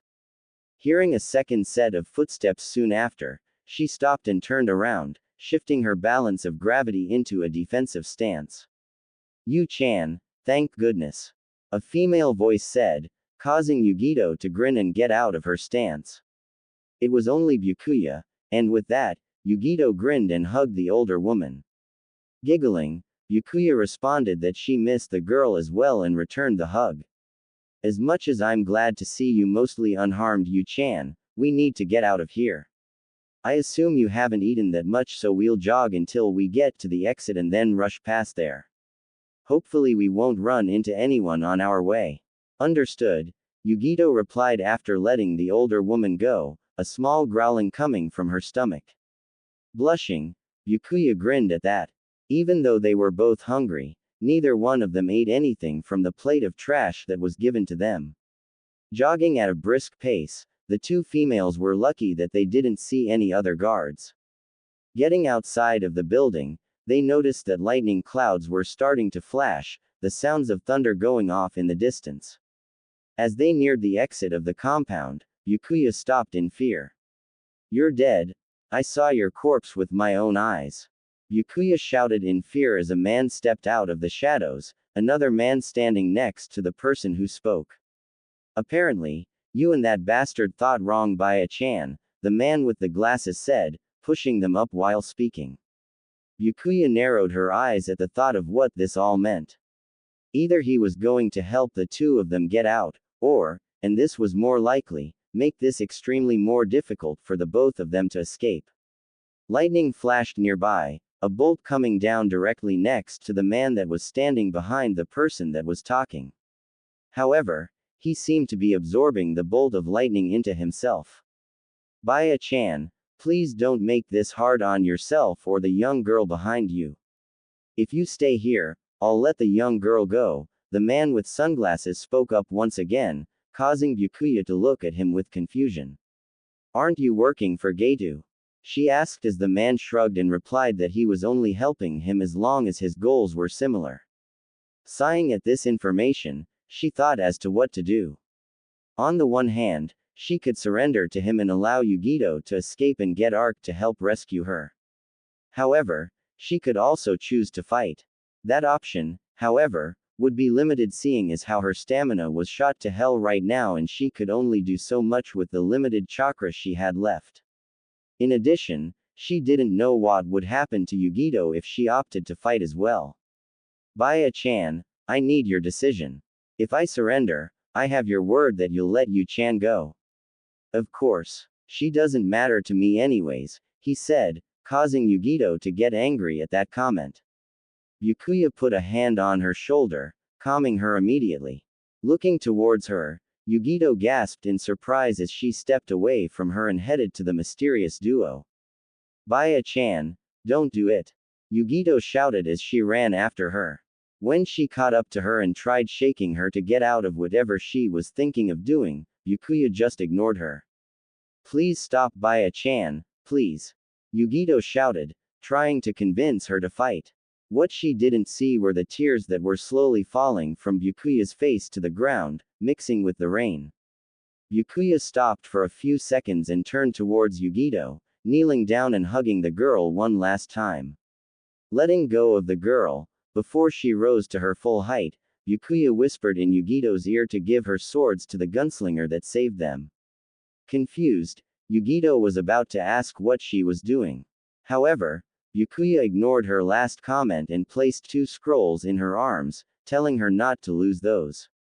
Pushing her forward, Yugito stumbled a bit, getting the message but not wanting to act on it. Go. Now. I'll be fine, Byakuya said in a firm tone, a tone that she only spoke to Yugito when she either did something extremely wrong, during training, or when she was extremely serious. Silently understanding the message, she headed past the 2 men, somehow knowing that they wouldn't harm Byakuya. She didn't know why, she just did. Heading into the forest, she kept running, not trusting either of the 2 to keep their promise to Byakuya. Getting out of the forest, she bumped into a black-haired woman who was holding a small package of groceries. I'm sorry, miss. I wasn't looking where I was going, Yugito started to say before she started helping pick up some of the loose groceries. Thank you, child, the black-haired woman said, noticing the rags that Yugito was wearing. However, the girl held herself different than the civilian children that were in a similar situation to the girl standing in front of her. In addition, she had 2 scrolls in her arms. She didn't know much about shinobi, but she did know that some shinobi held several things in those small pieces of paper. If you don't mind me asking, are you a female shinobi? I'm sorry, but I can't answer that, Yugito started to say before she felt weak, the adrenaline from before starting to slowly wear itself down. Before she could do or say anything else, Yugito fainted in the middle of the road, right in front of the lady she bumped into. Kitten, please, just let me rest, were Yugito's final thoughts as she went completely unconscious. An anthropomorphic feline was pacing back and forth, worry accented all over her face, as her orange-red fur swished back and forth with every movement she did. Every few minutes, she looked over to a king-sized bed made out of mahogany wood and, more importantly, the female who was laying there. Ever since Yugito fainted, the 2-tailed demon cat was making sure nothing happened to her spiritual body. Hikaru was thinking about the past as well while pacing. Ever since Byakuya and Eriku, or Ark as the man called himself, saved the 2 from the hellhole that was Kumogakure, Yugito grew in leaps and bounds. Not only because of what Byakuya taught her in ninjutsu, taijutsu and kenjutsu, but the demon cat also trained her as well whenever she could. The Neko was brought back to the present when she heard a moan come from the bed, and as soon as she heard it, she was quickly at the side of the bed. Hi, Karuka-san. Yugito asked as she slowly woke up, pain still evident on her face as she tried sitting up. I wouldn't do that just yet, kitten, you're still recovering from chakra exhaustion and malnutrition. I'm helping as best as I can, but, Hikaru said as Yugito shook her head. You've done enough, Karuka-san. She told her Biju as she sighed, yawning. I just woke up, why am I yawning? It's because your mind was still active while your body wasn't. Go back to sleep, kitten, I'll make sure nothing happens. What about my real body? What happened after I fainted in front of that woman? She took some rope and tied her groceries to her back and then picked your body up. Your outer body is currently lying on a bed. Now then, don't forget to thank her after I'm done healing you and eat anything she makes, alright? Yes, Mom, she said sarcastically, before lying back down in the bed and soon fell back asleep, missing Hikaru rolling her eyes. Before falling completely asleep, the last thing she said to the demon cat was thank you. Hearing this, Hikaru grinned. If only Fu-chan and Umi-chan could see me now, she thought to herself before curling up next to Yugito, making sure that she was warm and content as possible before falling asleep herself. What's your position? Kakashi asked into his earpiece as everyone responded with various distances. Thinking of a plan, he quickly asked if Sakura could use the loop card. Sakura said that she couldn't, saying that it was a higher level card than the ones she was used to using, and if she didn't have complete mastery over a card, then the card could, and most likely would, backfire on the user. Well, there goes the easy plan, nay Sakura-chan. Kakashi asked jovially, kind of sad that the first plan he thought of wouldn't be able to work, but changed the tone of his voice so that he didn't give himself away. Alright then, Naruto, you're the closest, get ready to pounce. But, Naruto, what did I say before taking this mission? I hate to sound harsh, but I am your superior and on this mission you will follow my orders, understood? Alright, fine. Saku-chan, you might want to be near me soon afterwards, the young blonde said as Sakura agreed to that and pressed the side of her earpiece, seeing a visual of where Naruto was, which was a blonde dot on the radar. Just don't make a complete fool out of yourself, Naruto. Alright, you might as well laugh now, Sake-chan. This is going to get ugly, Naruto thought to the fox inside of him as he tuned out her laughter, or what he thought was laughter before he headed off to meet with the demonic cat named Tora. Seeing the cat in the distance, Naruto felt the changes coming over his body as his fear took over. His mind blanked out as he got on all fours and started hissing and acting like a cat. Tora saw this and was scared at what she was seeing. Therefore, the target ran away from the crazy male who was acting like a cat. However, Naruto didn't let the cat run away and soon gave chase. Little did he know that Kakashi was in that direction, and soon after, the gray-haired Junin had a cat in his hands and an angry cat boy running after the cat, almost scratching Kakashi in the process, if said Junin didn't dodge. What the hell? Kakashi thought to himself as he kept dodging Naruto, who didn't seem to be in his right state of mind, dodging repeatedly. Ark, nearby, was currently laughing at the predicament Kakashi was in. As he kept dodging Naruto, he noticed that every time the boy missed, deep gouges were made into the earth beneath him, as if he was scratching at it with chakra. Unfortunately, that's exactly what Naruto was doing, unconsciously using the same chakra control and technique that Tsunade of the Sannin used to power her punches. So this is what Naruto meant when he said he couldn't do this mission. Maybe I should have listened, Kakashi thought to himself as he dodged yet another claw strike from the feral boy. If in any other situation, Kakashi would laugh at how strikingly similar this taijutsu style was to that of the Inuzuka. However, Kakashi couldn't laugh, not if he wanted to keep his life intact. How long does this last? Kakashi thought to himself as he dodged what seemed to be the 100th claw strike in the past few minutes.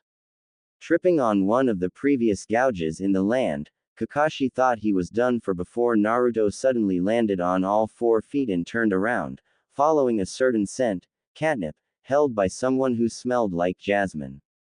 Holding out a piece of catnip was Sakura, annoyed at what she had to do at times, especially since this was all the villagers' fault. Even worse was that Naruto didn't remember anything when he returned to normal. Seeing Naruto coming towards her, she sighed, knowing what was about to happen. The boy literally jumped into her lap like any cat would for petting. Usually Sakura had to say something to get Cat Naruto's attention, but this time the catnip led him straight to her. When Kakashi, Sasuke and Ark found the two like this, Kakashi let out a small chuckle while both Ark and Sasuke had a smirk on their face. This would be perfect blackmail material for later, or it would be if they didn't hear Sakura speak. Kakashi-sensei, you see now why Naruto-kun didn't want to take this mission. If I hear any of you 3 use this as blackmail, I will personally tell this lady called Anko-chan that you peeked on her. Now then, head towards the tower, Naruto-kun and I will be there sooner or later, she said, having both Kakashi and Ark pale at the sound of this. Muttering a troublesome, the gunslinger told Sasuke to come along, as the trio made their way towards the Hokage tower with the cat. Well, at least we know it's the right cat. It does have the ribbon on its right ear, Kakashi said slightly as Ark nodded, still chuckling at the scene he recently saw and for a different reason altogether. I bet Yu-chan would hate to hear he fears cats though, he thought to himself as they neared the tower.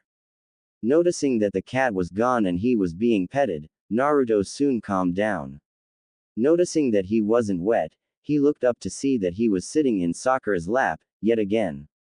Before he could utter an apology, Sakura shook her head, while fighting away a blush. You don't have to say anything, Naru-kun. I know this is the only way to calm you down once you go into cat mode.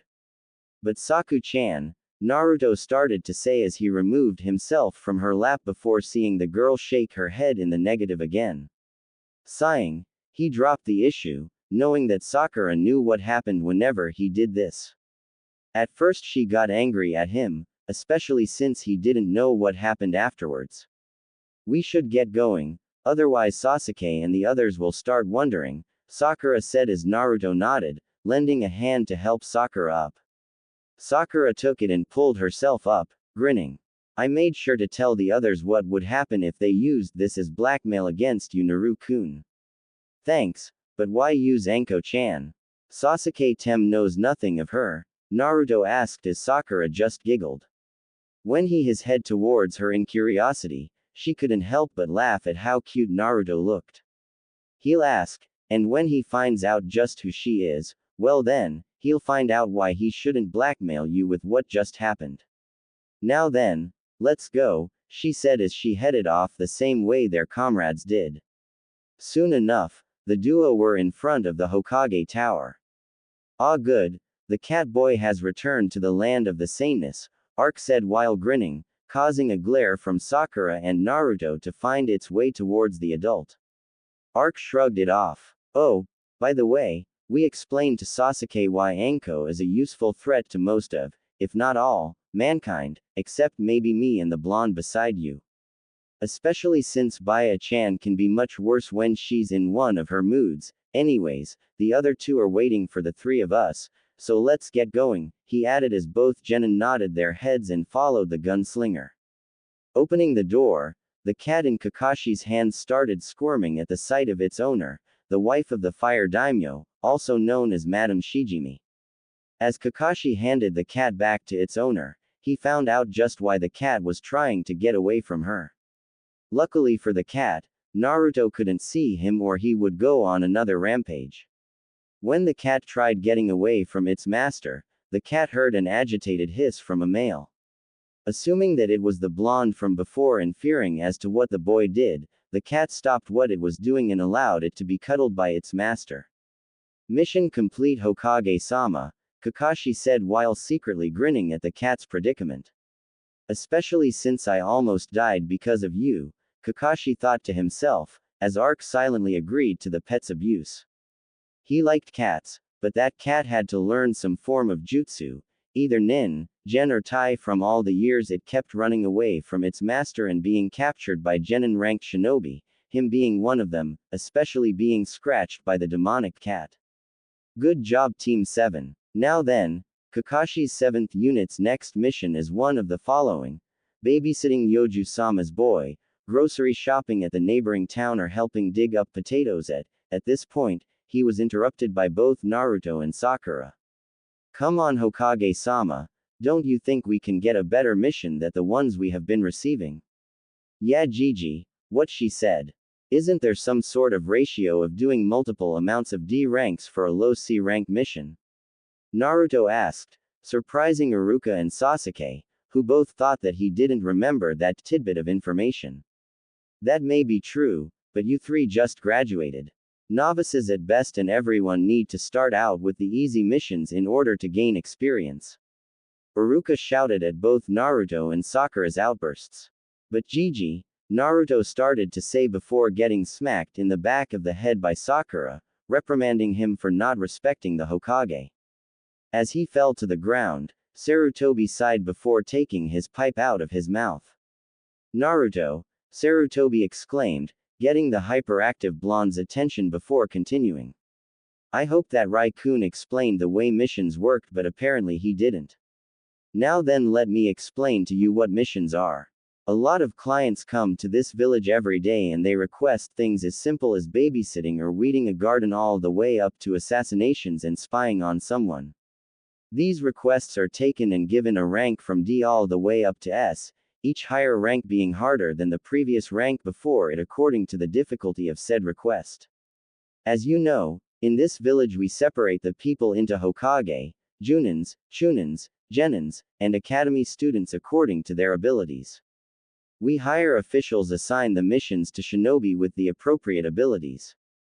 A Junin would most likely get an S or a rank mission, a Chunin would most likely receive a B or C rank mission, and rarely will receive an A rank mission, and a Genin usually receive D rank missions and sometimes receive C rank missions if their superior deems the 3-man squad efficient enough for one. In addition, if we complete the mission, the village receives a fee from the client. The higher the rank, the higher the fee paid to the village. All of you have recently become Genin, therefore D rank missions are the best suited for you. Do you understand, Naruto? He wanted to pout and turn away, but he didn't. He stood his ground and slowly nodded. I understand, Naruto said as Sarutobi grinned at the maturity of the boy, before Naruto opened his mouth again, but I'm not the little boy who used to pull pranks anymore, Gigi. Grinning at the scene, the Hokage thought to himself as to how Naruto matured over the years before coming to a decision. Alright, I have come to a decision, he said, grinning as he looked at the eager looks on the Genin's faces. I will allow you to take on a C rank mission. Iruka-kun, if you could you get the client for them while I explain their mission? Sarutobi asked as Iruka nodded, leaving the room to get the client. Now then, the mission that you've chosen to accept is to escort a certain person. He is a bridge builder and important to Nami no Kuni, and he needs assistance back to his home village. I'll warn you 3 now. It's not as simple as a D rank mission. You may come into battle with bandits and the like. Sarutobi said before being interrupted by the door opening and Iruka coming in, another man behind him. What? They're all kids. How are they supposed to protect a super important person like myself? The man asked as he took a drink from the jug he brought with him, the contents most likely sake. He had a look of suspicion on him, annoyed that he was going to be under the protection of 3 brats, who looked as if they just came out of their academy a few years too early. As the 3 listened to the client, they seemed to be put off by the man. The same thought went through all 3 of the Genin's minds. We're supposed to protect this guy. Hey, is the smallest one there with the idiotic face really a shinobi? The man asked, pointing to Naruto.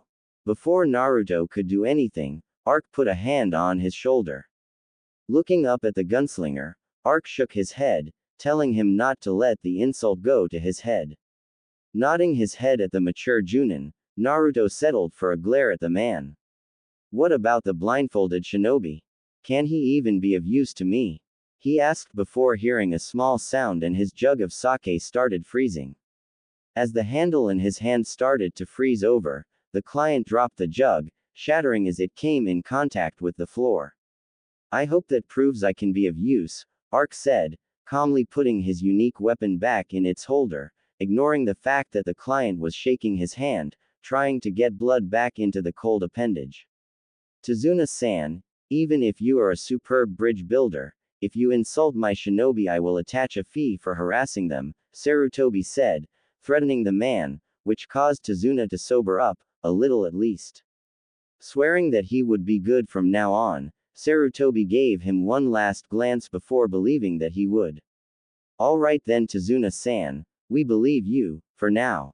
Now then, Ark and I are Junin, so if it helps you any, you will be very well protected.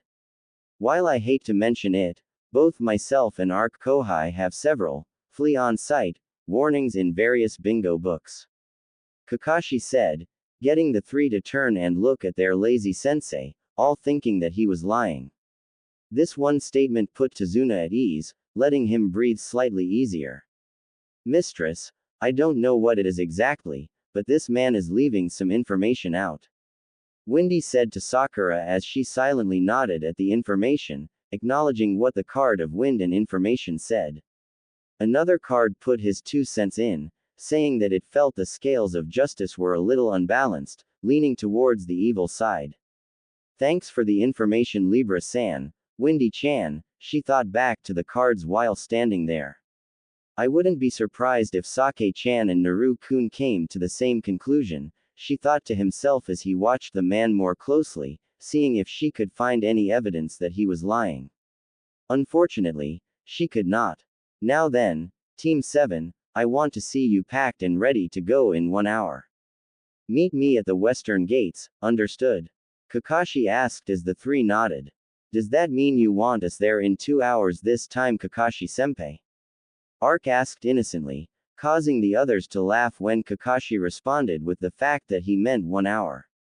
After saying that, they both vanished in their respective shushins, while the other three headed out the door and down the stairs heading to their respective homes and getting ready to pack and head out. Yugito slowly woke up, feeling a damp wet cloth on her forehead. She slowly sat up, feeling a little uneasy. She looked around the room in a slight panic before she remembered that she fell unconscious in front of a woman. Relaxing slightly, she stretched, getting the kinks out of her back and ignoring her adopted mother's laughter at the same time. The door opened slightly and Yugito instantly turned towards it. Ah, good, you're awake, Kunoichi-san, Tsunami said as she came into the room, returning the bowl of cold water and the damp cloth with both hands. How long was I out, miss? Let's see, I met you when I was going grocery shopping, that was 3 days ago, Kunoichi-san, she replied, walking towards the bed. I'm sorry about the bed, it's the only one we have left. It used to belong to my husband since we couldn't afford a bigger bed. I'm sorry, where are my manners? My name is Tsunami, Tsunami said, putting the water down on the nightstand near the bed. It's alright, Tsunami-san, Yugito said, grinning at the politeness of the female who took her in. My name is Yugito, Yugito ni. It's nice to meet you, Yugito-san. Tsunami replied, glad that she didn't have to ask for her name like she thought she would. The older woman then pulled out 2 scrolls from her pockets and presented them to Yugito. Yugito looked at her with a puzzling look. I was going to question you, and depending on your answers, and give these back to you or not, since most shinobi around here work for Geto. However, I can see that you don't work for that greedy man, so I'll trust you, for now. You will? Yugito asked, curiosity written all over her face as Tsunami nodded. Continuing, she told the older woman that she didn't understand anything that was going on in this small country, and as Tsunami explained, Yugito's expression got darker and darker as a scowl appeared on her face. After hearing everything, including the death of her husband just to get the people of the small village to fear Geto and lose all hope, Yugito was pissed.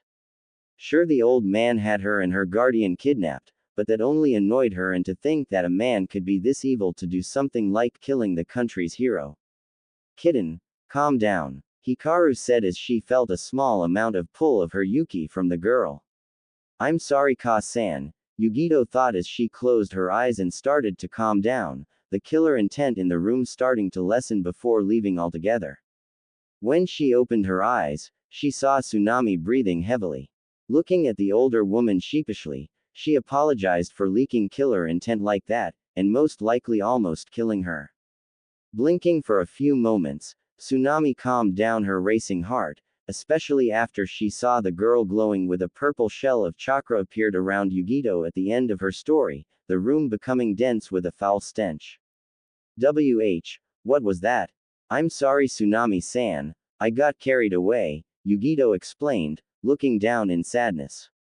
It's okay, Yugito-chan. I'm not surprised that you got angry after hearing my story, Tsunami said as Yugito yawned, the adrenaline fading from her and the use of Yuki tiring out the young girl. Go ahead and get some sleep, Yugito-chan, I'll make sure nothing happens while you do. Alright, the young cat girl stated, closing her eyes, before slowly falling back to sleep. Maybe I should have waited to tell her about the situation we're in, Tsunami thought to herself, slowly leaving the room and quietly closing the door behind her. Naruto was happy to finally be outside the village and voiced his happiness to the world as Sakura just stood there grinning and shaking her head at the blonde's antics. He really was happy to be out of the village, and frankly, she didn't blame him one bit. He was able to get away from the idiots that tried to stymie his shinobi career. Sighing, she giggled as she watched Naruto head in front of everyone else, including the client. Naruto, don't travel too far from the group, we're on a mission here. If we're ambushed and you aren't here, the client could get killed. Kakashi shouted, causing Naruto to nod and head back towards the group. As Naruto returned to the group, Tazuna looked at the two Junin quizzically. Are you sure a kid like this is really capable of a mission such as this? And when Naruto heard this, he got very angry. Looking at the old man, Naruto leaked out a small amount of killer intent as he thought that this man was one of the worst clients ever. Hey you old geezer, don't underestimate us shinobi. I'm one of the best and someday I will be the best shinobi in Konoha, the Hokage. My name is Uzumaki Naruto, got it memorized. He shouted, ending his rant. Hokage is the village's #1 shinobi, the top dog, right? If that's the case I don't think a guy like you can become one, Tazuna replied, pissing off Naruto even more. Shut up. I'm willing to go through any hardship to become a Hokage. If I become Hokage, then you'll have to recognize me, you have no choice. Even if you did become Hokage, which I highly doubt, I won't. Tazuna said as Naruto growled at him. He really wanted to kill him and even voiced it in his mind. Now Naru-chan, it's not nice to kill your clients, especially when he's the one who is going to pay for this. But, no buts Naru-chan. Besides, it will be a perfect time to train you in how to activate my Yuki when we get to his country. Alright, Naruto thought, mentally pouting as she calmed Naruto down. When he came out of his conversation, he saw the others walking down the road. Hey, wait up, he shouted as he ran to catch up with the others. Don't get too far behind Dobi, Sasuke said as Naruto glared at him, not noticing 4 pairs of eyes looking down at the team, focusing on Tazuna. Luckily they couldn't hear any thoughts from the two. As Naruto and the others moved away, the pair abandoned the spot and headed off in order to continue spying on the shinobi group before setting up their trap. It's a shame that it hasn't rained in a while, nay brother. One of the two asked as the other nodded. They had to think of a plan B since the puddle of water in the middle of the road would only give the two of them away. Agreed brother. Perhaps we can create a quick trap. Perhaps, but if that's the case we need to move onwards. Come on, let's go. The older brother said as they both vanished to a sight down the path, away from the eyes of Tazuna, Kakashi and the others. Using one of the higher-up Doden Jutsu that the duo knew, they created a small pit hole before creating another one, adding a few spikes for the genin and hopefully the two Junin to fall to their deaths. They placed leaves on top and then some dirt on top of it, before casting a genjutsu on top of both pit holes, something that only a few shinobi would be able to detect before camouflaging themselves and hiding themselves among the forest's many trees. Now, the only thing left to do was to wait for their prey to come. Tazuna-san, what is it? You're from Nami no Kuni, right? Yeah, what about it? He asked, causing Sakura to lowly growl at him. He doesn't have to be so rude about it, she thought to herself, not blaming Naruto for disliking the man they were supposed to protect. Turning to Kakashi, she hoped to get a better result. Kakashi-sensei, are there also shinobi in that country? Actually, no they don't. There are no shinobi in the Nami no Kuni. However, while the culture and customs of other countries may be different, hidden villages, shinobi and kunoichi do exist. Right, Ark said, stopping the group as he took something out of his pocket. Unrolling the map, he laid it on the ground. The many countries that exist in this land and the existence of shinobi villages are the equivalent of that country's military power. In other words, that is how every village is able to maintain relationships with their neighboring countries and why there hasn't been another great ninja war after the one between Konohagakure and Iwagakure. Nevertheless, the villages aren't under control of the country, but they are supposed to be equal in position with the country's leaders. A small island such as Nami, where it is difficult to be influenced by other countries, there is no need for a shinobi village, Ark said, taking a breath and letting Kakashi take over the explanation. Nodding, he continued where his partner left off. Among the countries that have a shinobi village, there are the 5 elemental countries: fire, water, lightning, wind and earth. Each of these 5 villages each has a hidden shinobi village: Konohagakure, Mizugakure, Kumogakure, Sunagakure and Iwagakure. Since these countries each occupy a large mass of land and their powers are immense, these villages are also known as the 5 great ninja powers. Only the leaders of these 5 villages are allowed to carry the name of Kage, Hokage, Mizukage, Reikage, Kazekage, and Tsuchikage, otherwise known as the 5 Kages. These 5 great shinobi are the shinobis that reign over tens of thousands shinobi in their respective villages around the world. Does that answer your question, Sakura-chan? Nodding at the information that she received from the 2 of them, she thanked the both of them for the history lesson, a little concerned about the old man who was Hokage. Anyways, this is a C rank mission, so we won't have any shinobi battles or any reason to worry about meeting a foreign shinobi or kunoichi, Kakashi said as he ruffled Sakura's hair, getting a glare from the girl as she fixed her hair back to the way it was. However, when Kakashi said and interacted with Sakura, Tazuna glanced to the side in worry, only Ark and Sasuke catching the worried posture of the client. As they continued onwards at a civilian's pace, they crossed over a stream which was low. Sasuke was in the front, possibly scouting for any possible ambushes. Unfortunately, this proved to be Sasuke's undoing as he was the first to walk over the first trap hole. As he walked over the covered leaves, the 2 placed leaves snapped and he fell. There's one. The brothers thought to themselves, grinning as they watched the boy fall into one of the 2 pits before heading off, ready to ambush the others. If they stayed a little longer, they would have heard 2 kunais scratching into the wall of earth, stopping Sasuke's descent. Sasuke-kun! Sakura shouted as she saw her teammate fall into a pit hole. Her guard raised, she carefully made it to the area where Sasuke fell, and luckily not falling into any pit holes herself. Before she could search for the float card to help Sasuke, she sensed a weapon coming at her. Jumping out of the way, she sent a mental command for her weights to unlock and she felt lighter and quicker as well.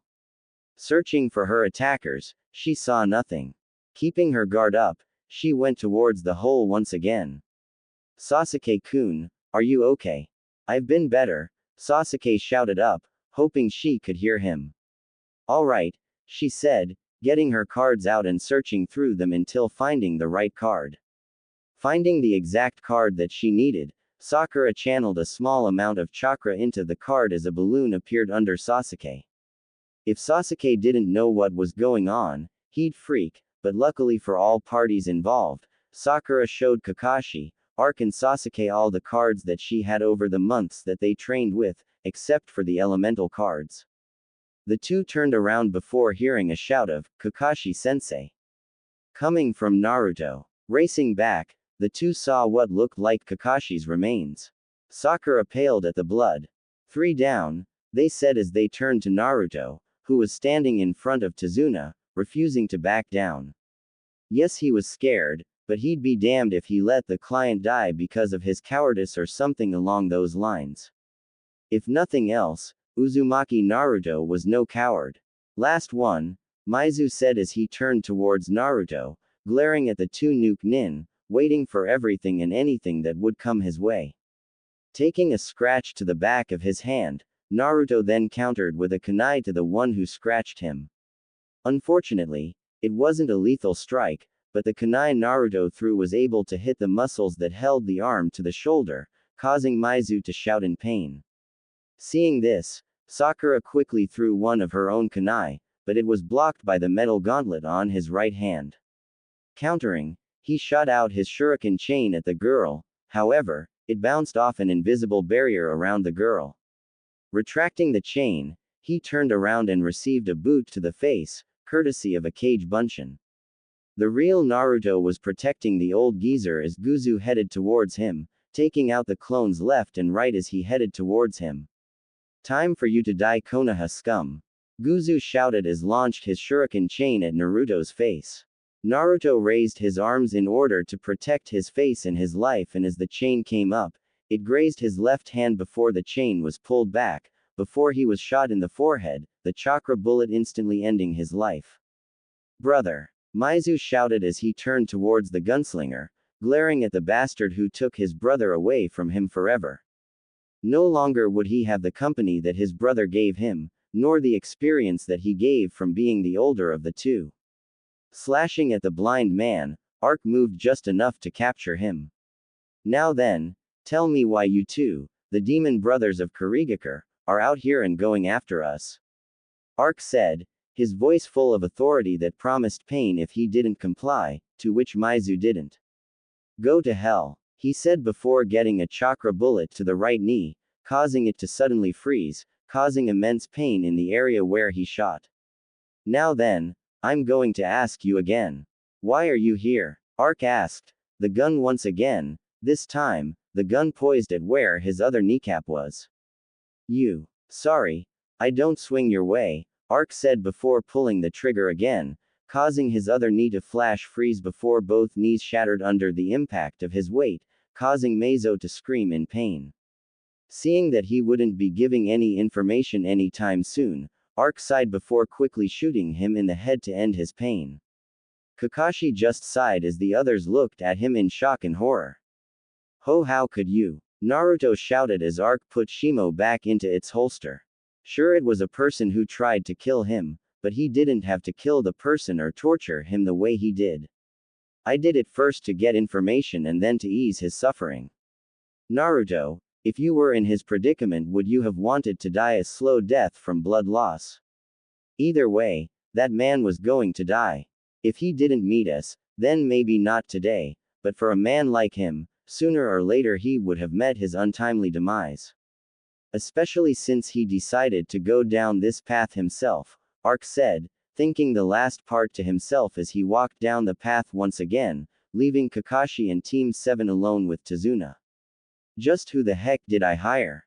Tazuna thought to himself as he looked into the eye of an angry Kakashi Hatake who just explained and calmed down everyone on his team and apologizing to Naruto for not helping as soon as he could and that it led to him being hurt, and also told Naruto that he did a good job at protecting Tazuna. Naruto only heard some of it though, as Hosaki was talking to him as well, about a more important topic, his health. Naru-kun, I'm sensing poison in you. I'm healing it as best I can, but if you can open the wound and get some blood out, I will be able to heal you faster. Are you sure? When have I been wrong? Good point, but if I do it now, I won't hear what the old geezer says. Kakashi-sensei is going to make him tell everything, I'm sure of it. Alright, just make sure to do it soon, and until then, not to move much. Otherwise, I don't know how effective my healing will be. Hosaki said as Naruto mentally nodded, his eyes on Kakashi and Tazuna. I suggest you start talking Tazuna. Those two guys were Chunin class shinobi from Kurigakure, shinobi known to keep fighting no matter what the cost, including their own lives, as my partner before showed you. Ark Kohai and I sensed them long before we even left the village gates, he was saying as he was interrupted by Tazuna. Then why didn't you take care of them then? If you two could have sensed them then. If we were up to it, we could have killed them within a blink of an eye. However, there was one thing we needed to know. We needed to know who their target was, either one of the five of us, or you. What do you mean? In other words, was someone trying to make a name for themselves by killing one of us, or on an assassination mission to kill you? We haven't heard anything about you being targeted by shinobi. Your request was to protect you from armed groups like gangs, robbers or bandits.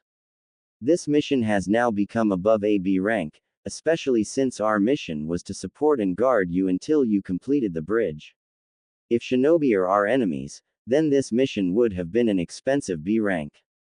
I'm sure you had your reasons, but it only troubles us if you did lie in your request details. This wasn't part of our mission.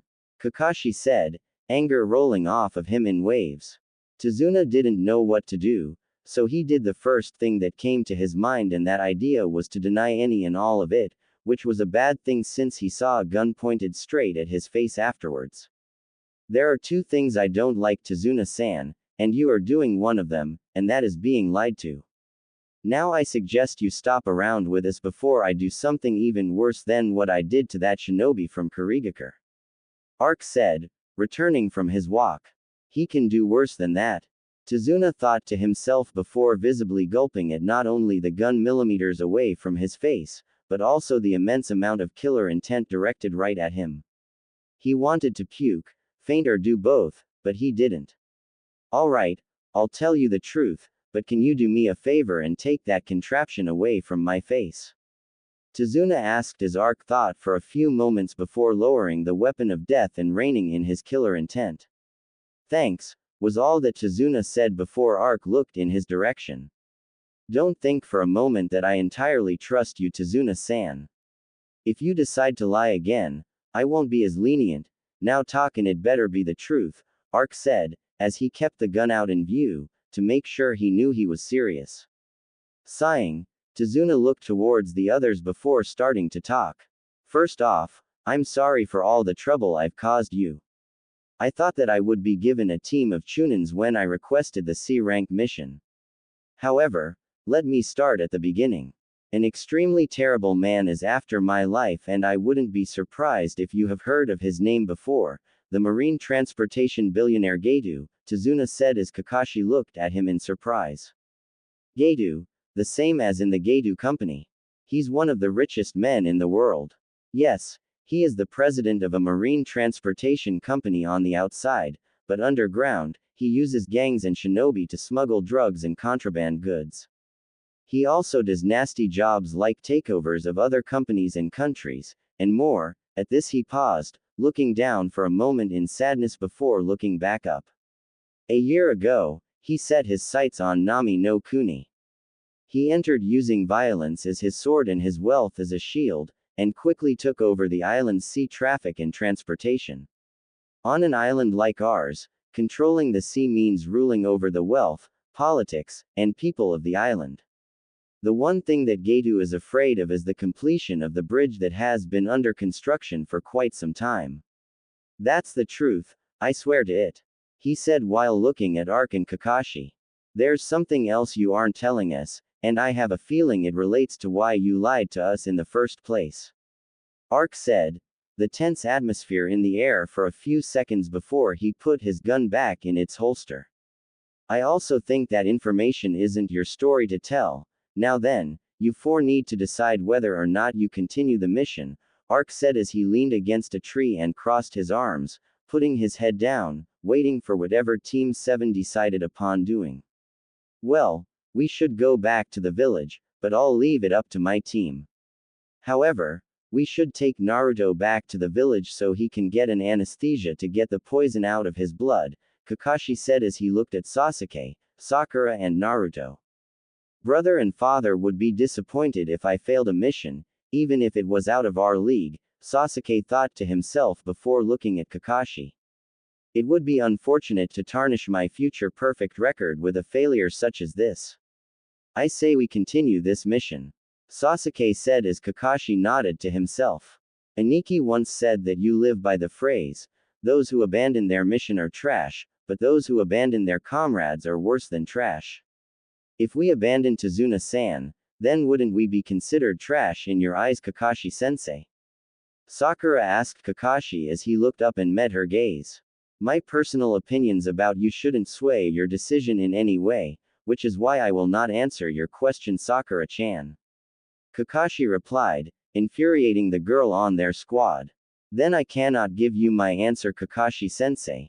Not if you're willing to answer my question, Sakura replied as she looked back at Kakashi in a defiant stance as Kakashi subtly turned his eye towards Naruto, the last member on the team.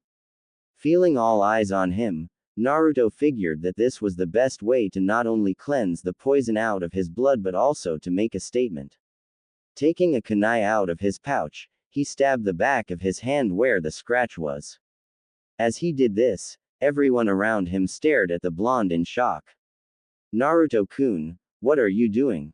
Sakura shouted in surprise. However, Naruto didn't hear her, and when she raced forward and smacked some sense into him, Kakashi put a hand on her shoulder. It looks like he has something to say, Sakura-chan, let's hear him out, alright? He asked as she just mutely nodded, concern written all over her face. I should be stronger, I've accomplished a lot of missions and I've practiced every day, he mumbled to himself, only Hosaki hearing this and filing it away for a future use, before concentrating at getting the poison out of his body. Getting louder, he turned around and faced Kakashi, the kunai still in his hand as blood dripped down. I'm never going to do something that requires someone to help me. I vow this to the pain in my left hand. I'm going to protect the old geezer with this kunai. I say the mission is still on. Naruto exclaimed, removing the kunai in his hand, the wound slowly closing on its own. Kakashi was still flabbergasted at what he did. Heading over to examine the closed wound to keep up appearances, Kakashi then got back up from his kneeling position and turned towards Tazuna.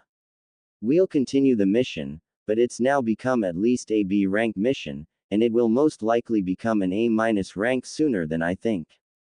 The next time we'll most likely fight a Junin, Kakashi thought to himself as he turned to look off in the distance, sighing. Zabuza was sitting in a hut in the middle of the forest, given to him by the crime lord, to compensate him for his loss of the 2 girls that were taken from him. He was a little annoyed that he was also given some shinobi to work with as well. Zabuza only worked well with one other person, and that was with Haku.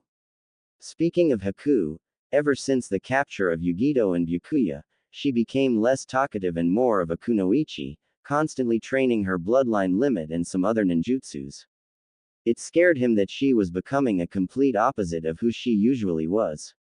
Returning from a session of training himself and making sure that he didn't get rusty in either his silent killing taijutsu style or any of his jutsus, Zabuza sat himself down on the sofa that was placed in the room after getting himself a cup of water. These things weren't the best that money could buy, which was ironic since Gedo was one of the wealthiest men in the world, but he didn't complain as they were being used for what they were meant for, and much better than the ground and a hand, or mouth, drinking from a stream. Once he sat down, the man that he just thought of came through the door, opened for him by a member of his bodyguards that were always with him. Once he was inside the hut that he gave them, he glared at Zabuza. You failed. I gave you this place as your headquarters, some of my own men, and a simple job of killing one old man. I spent a lot of money by hiring you because I heard you and your apprentice were skilled ninja. He shouted at Zabuza. Maybe I should tell some of my men that there are 2 free kunoichi that are ripe for the taking, he added, to which Zabuza had enough of. Taking the sword off his shoulder, he swung it in a wide arc, the tip of the sword lying just under Gedo's throat. Stop complaining, and if you ever threaten Byakuya or Yugito again, you may be missing an arm, a leg, or even your head. I may be your employee, but I'll be damned if you harm 2 of the 3 people under my charge. Now then, as to my job, I'll use this and kill that guy. Are you really sure you will be okay? It looks like the enemy hired good ninjas, and since the demon brothers died in their attempt at assassinating him, they'll be more cautious, so it won't be easy, Gedo's right-hand man said, causing Zabuza to flood the room with killer intent. Just who do you think I am? I, Momochi Zabuza, was called the demon of the hidden village of the mist. Something like this will be easy for me, Zabuza said before reining in his killer intent, everyone that wasn't a shinobi breathing easier. Ma, make sure that you do. If you fail, I might just have to sell one of those 2 whores of yours to one of the wolves, Gedo said before leaving, his bodyguards following him as the last one closed the door. As he did so, Zabuza threw his sword at the door in anger, causing a small hole to appear where one of those bastards' heads would be. The team had made it to the pier without any more incidents, Sakura and Naruto avidly chatting as Sasuke and Kakashi took the front, arc keeping an eye on Tazuna. After the stunt he pulled, no one trusted him anymore, and the 3 genin hoped that there would be no more problems. As they got on the boat, Naruto moved to the bow of the ship next to the ferryman, as Tazuna, Sakura and Sasuke made their way to the middle of the boat as both Arc and Kakashi headed towards the stern of the boat. Before they left, Tazuna asked the ferryman if the weight on the ship was too much for the boat to carry. Reassuring him that it was not, The ferryman looked at each of them, expecting some questions from the shinobi and kunoichi on board. Alright then, if no one has any additional questions, we'll be off, he stated as he took the oar and started rowing. Normally he would row from the stern of the boat, but with a lot of weight at that part of the boat already, he didn't want to risk it. Riding along in silence, Sakura silently noted how thick the mist was, and made sure that the mist card was still in the deck. Luckily she already mastered the card, which also gave her the unnatural ability to see through any mist as long as her hand was in contact with the card or the card was activated. We should be able to see the bridge soon, and if we move along the side of it, we'll be at Nami no Kuni, he said as Naruto looked further into the mist, or tried to anyways. Soon afterwards, the mist started to dissipate and the group could see the outline of the bridge as well as the materials being used to complete it.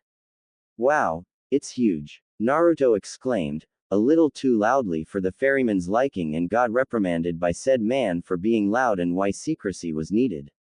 Replying with an apology, Naruto looked back at the bridge, silently looking at the bridge in excitement. He now understood why they were protecting the man behind him. Why did you leave the dangers out of the mission request? Ark asked as Tazuna looked towards the gunslinger with a frown on his face. I had to. Nami no Kuni is a really poor country, even the feudal lord doesn't have much money nowadays. And we don't have it any easier. We don't have the money to request something as expensive as a B rank mission or something more expensive than that. If you quit your mission after we land, I'll understand. I'll most likely be killed on the way home. But there's no need to blame yourselves. Only my cute 8-year-old will cry and cry and cry some more and my daughter will probably just hold a grudge against all of Konohagakure's shinobi and kunoichi for all of her life and live a lonely life. But it won't be your fault, not at all. I don't see how this is our problem, Tazuna-san. Just because someone hates us doesn't mean Konohagakure will lose all of its business, he said as he was interrupted by Sasuke glaring at the man for being colder than his Aniki could ever be. Naruto and Sakura, on the other hand, took a more vocal approach. How could you be such uncaring? They shouted at him as he just shrugged off the small amount of killer intent the two were producing. If only they knew about the darker side of what our job entitles, the young man thought to himself, getting a distant thought of what happened when his team was disbanded in the past. Now, no one needs to get alarmed here. We'll still be helping Tazuna-san and continue the mission, Kakashi said as he dispelled the tension on the boat. Hopefully Ark would understand that it would be a great deal for him to go along with his genin squad rather than him. I still can't believe he pulled a guilt card on us of all things though. Kakashi thought to himself, a little mad at how Tazuna said all of that. Then again, he did say he had a daughter. I wonder how old she is. Kakashi finished his thoughts while a perverted grin sported his features, no one the wiser of course due to his mask. That's good to hear, Tazuna said, while secretly doing a victory dance in his head, luckily missing the Jethro Gibbs head smack copyright to the back of Kakashi's head, courtesy of Ark. Ark also issued the warning that his book collection would be put on ice if he decided to be perverted around him or the females he was about to see and meet. Ark thought to himself as Kakashi glared slightly at him for threatening his literature. Soon after that fiasco, the ferryman said that they were almost there, glad that they haven't been spotted yet, to which Tazuna replied with an appreciative word of thanks before they headed through a tunnel. Once they were out of the tunnel, the group saw a beautiful landscape of houses and trees either surrounded by water or living on top of it, causing Sakura to whisper how beautiful it all was. Pulling up to the pier and docking there, everyone but the ferryman got off the boat. It was a pleasure taking you guys, but this is as far as I go. Later, he said as he revved up the engine and took off, leaving the group of 6 to head to the village before anyone could give him a word of thanks. Shrugging their shoulders, Tazuna turned to the group, grinning. All right then, if you guys could just take me home safely, Tazuna said as the genin sighed. The sad thing was that they were already getting used to Tazuna's rude behavior, not that they had to like it. Looking at Ark, the man subtly made some hand signals, to which Kakashi agreed to. They'll send a Junin next, you know. I know, was what transpired between the two, no one else the wiser of what the two did.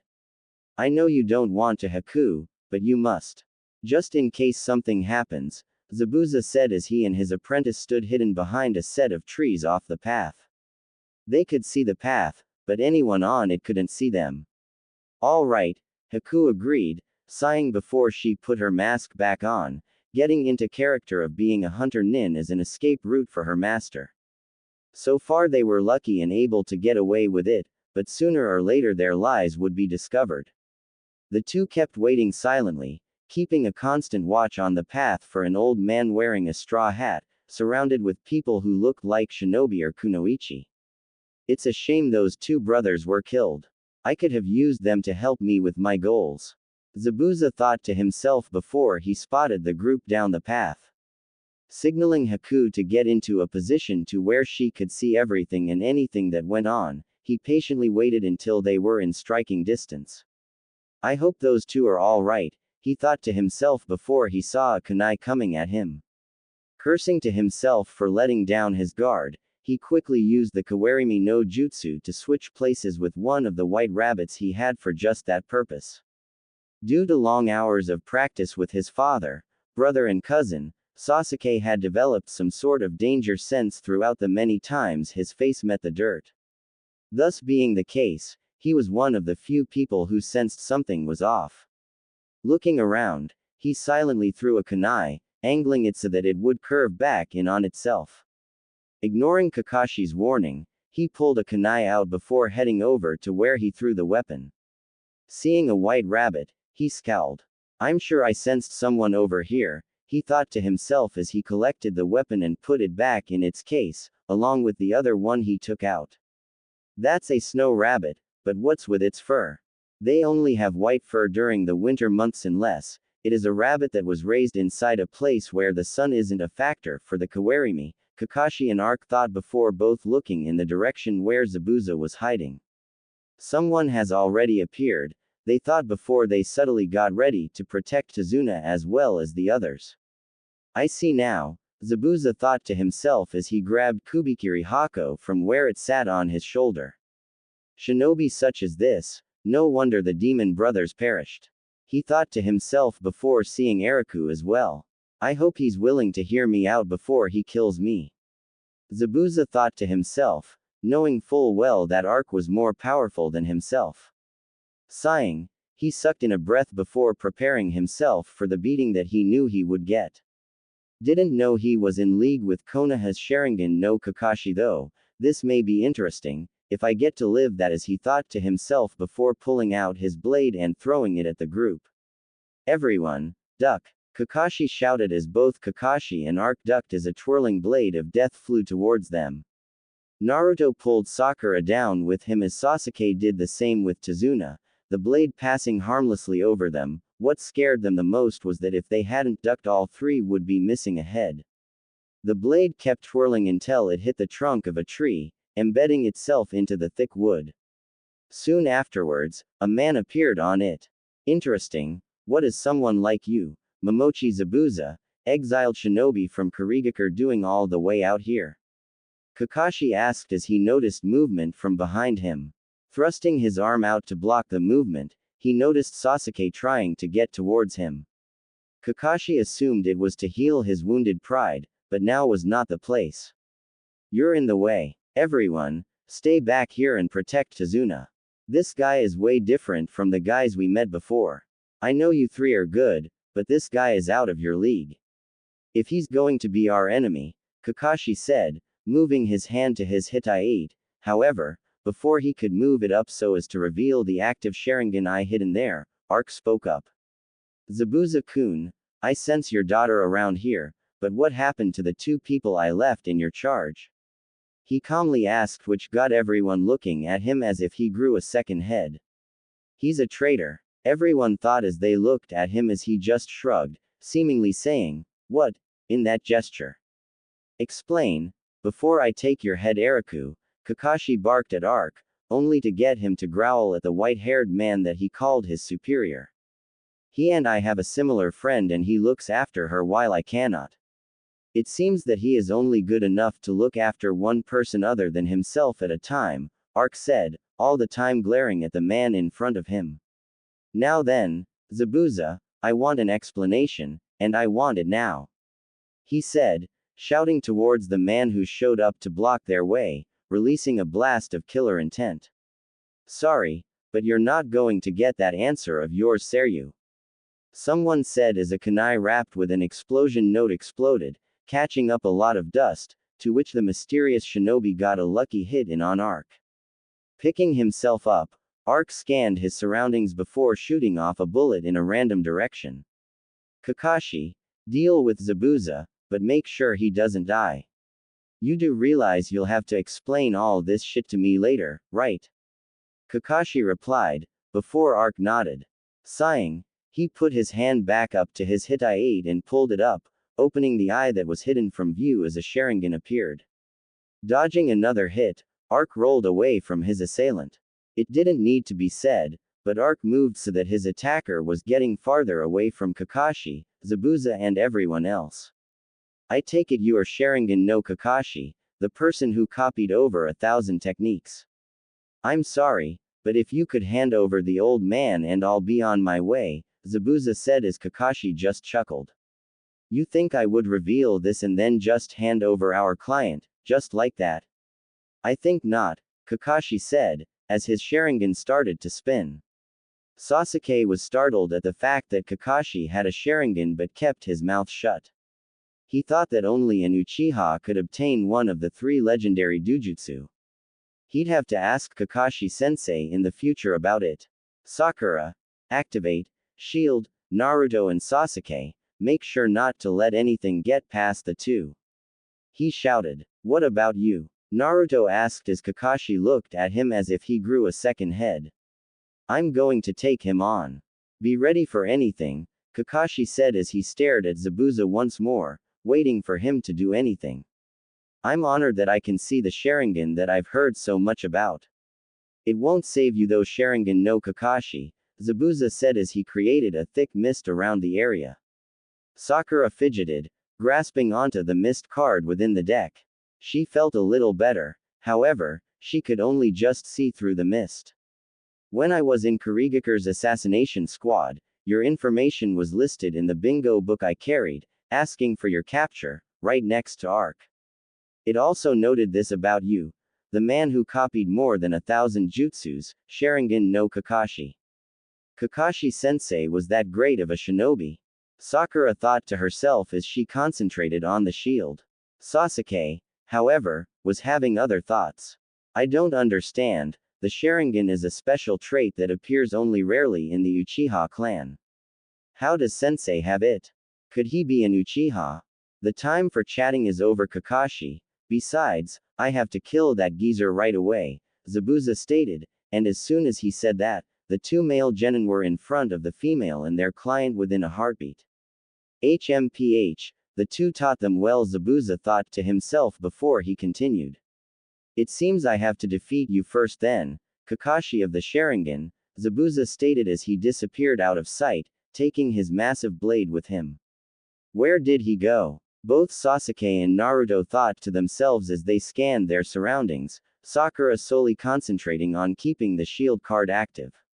A few seconds later, both Sasuke and Naruto noticed that he was on the lake. Not only was he there, but he was standing on the water. He's embedding a lot of chakra into the water, what is he planning? Kakashi thought to himself, getting into a defense position. After gathering enough chakra, Zabuza smirked beneath his bandages. Kirigakure no jutsu, he said silently before a thick amount of mist appeared around the 5.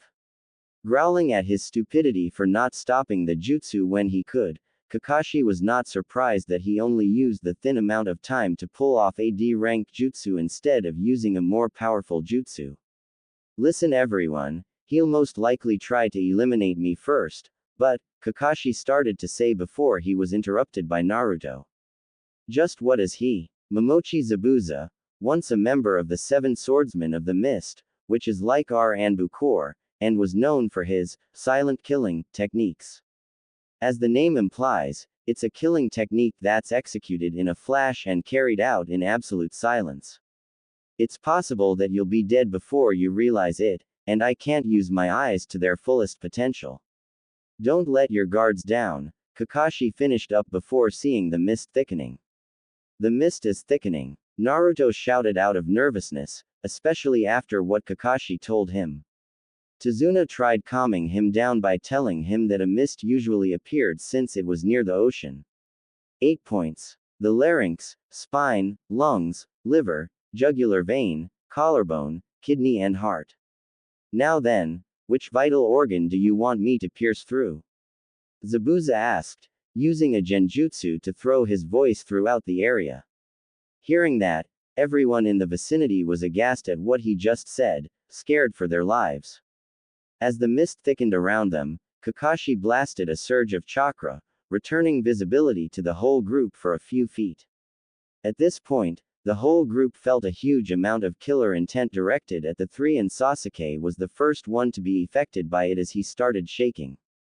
What an intense thirst for blood. One wrong breath or eye movement and it would be detected and it would get me killed. If I stay here for an hour, I'll lose my mind. The murderous intent of two Junin clashing and the feeling that my life is in someone else's hands. No, I'd rather kill myself to escape this feeling. Sasuke thought to himself as he grasped the kunai with both hands and moved it towards himself. Sasuke, Kakashi barked as said boy looked up at him. Not moving from his position, Kakashi continued. Don't worry, I'll protect the three of you with my life.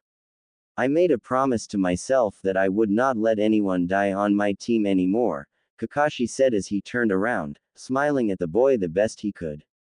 I don't know about that, Zabuza stated as he appeared between all three of the genin, causing Sakura to lose concentration as the shield card wavered before breaking up. This is the end, was all that Zabuza said before reaching for his sword. Before he could swing it around, Kakashi quickly moved towards him and stabbed him in the stomach. However, the wound did not drip blood as it normally would, but water started to stream down the body. Zabuza suddenly appeared behind Kakashi and the others. Die, was said as he swung his blade horizontally, cleaving Kakashi into two pieces. However, just like before when Kakashi used the Kawarimi no Jutsu to evade the demon brothers, this time Kakashi dissolved into water, surprising Zabuza. The Mizu Bushin. Did he copy it in this mist?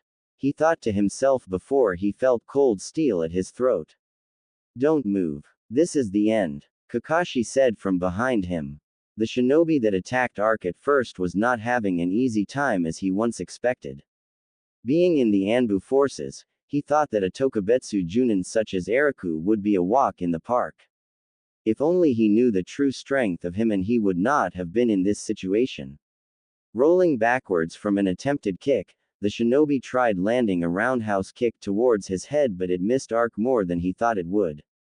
Ark caught it and swept his other foot, causing the shinobi to fall. Before he could do anything else, the shinobi brought his free foot up and caught Ark in the abdominal region. Coughing, Ark let go of his opponent and the shinobi quickly got back on his 2 feet. The shinobi fired off a lightning bolt to which Ark chuckled before punching it, causing it to dissipate automatically. The shinobi was flabbergasted. He was told that he only had Mokuten, which also consisted of Doden and Suiten, but if he also had Fuden-type chakra, there was a possibility of being frozen solid. Scowling at what he just realized, Ark grinned before running towards the shinobi, using his mastery over Fuden to get him there quicker than the shinobi could react to, earning himself a punch to the stomach. However, since it was at the equivalence to Mach speed, the shinobi coughed up blood as he clutched his stomach. Pulling himself back up to a vertical base, the shinobi glared at Ark. Da mnu say seryu, he said while slowly rising up, hands in a single hand seal, but he had to release it as he sensed Ark coming from behind him. Utilizing a mule kick, Ark's speed worked against him as he came upon the kick, loosing his breath. Luckily, there was no internal harm done to him. During the time that Ark was trying to recuperate, the shinobi was doing several hand seals before finishing up and sending rocks at Ark. Not prepared for it, Ark did the best he could to dodge, but a few rocks hit his side. Feeling his ribs bruise at that, he cursed himself as he utilized a kawarimi to gain a small amount of breathing room before going through a small amount of hand seals of his own, before drawing on both his Suiten and Futen chakras and thrusting his right arm forward. Suiten. Mizu Jugo. Water style. Water funnel. The funnel of water flew towards the shinobi as he tried dodging it, but he moved too slow and was enveloped in it. After a few minutes of this torture, Ark appeared next to the downed shinobi.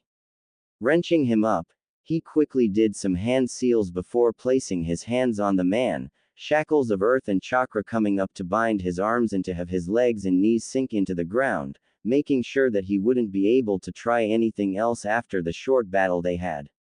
Now then, after everything we've been through, let's see if I can get any information out of you, Ark said as he raised his Hitai-8. As soon as his eyes bore into the mask of the shinobi started screaming as his worst nightmares were coming true right before his eyes.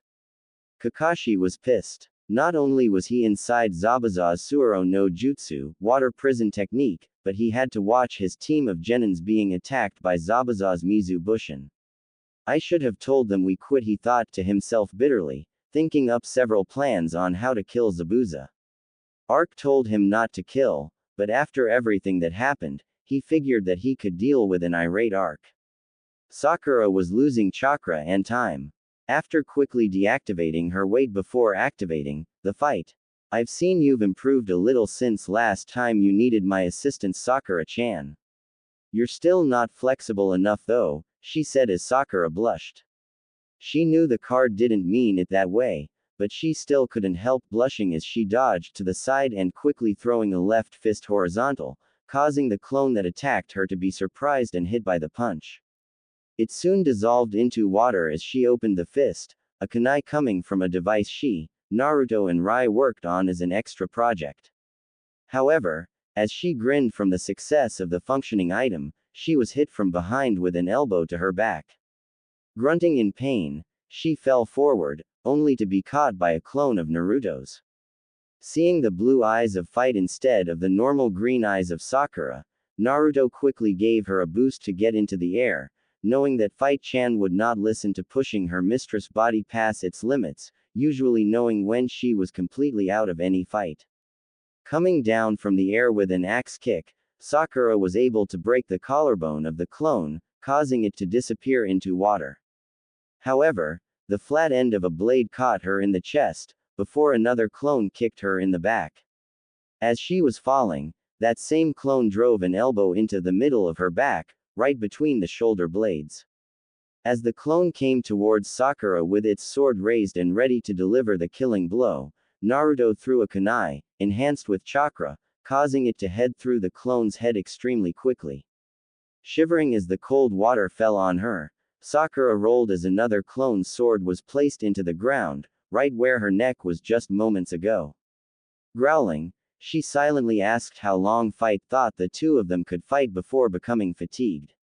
Maybe a maximum of 5 more minutes, maybe less. At least you're surviving longer than usual. Good job, Sakura-sama, Fight said, getting a small blush from Sakura. Out of the corner of her eye, she saw several Narutos disappearing within an instant. However, she also saw both Sasuke and Naruto doing their share of not only dishing out damage to the clones that Zabuza made but also taking damage as well. Sasuke had some shallow cuts on his arms, assuming from blocking, as well as some deep cuts on his legs and torso. Naruto was in a similar situation, but he didn't have as many due to the fact that he finally took his weights off. If he forgot about those, she thought to herself before hearing a scream in the distance.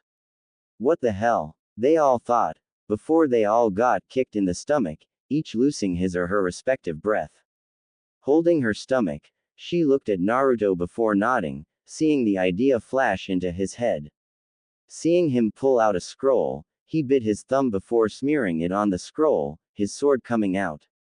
Before the clones could readjust to the fact that one of the genin had a sword, Naruto used the Kage Bunshin no Jutsu as several blonde-haired genin showed up, each holding that sword. Taking the sword out of his mouth, all clones did the same thing before grinning as they all ran towards the Zabuza clones.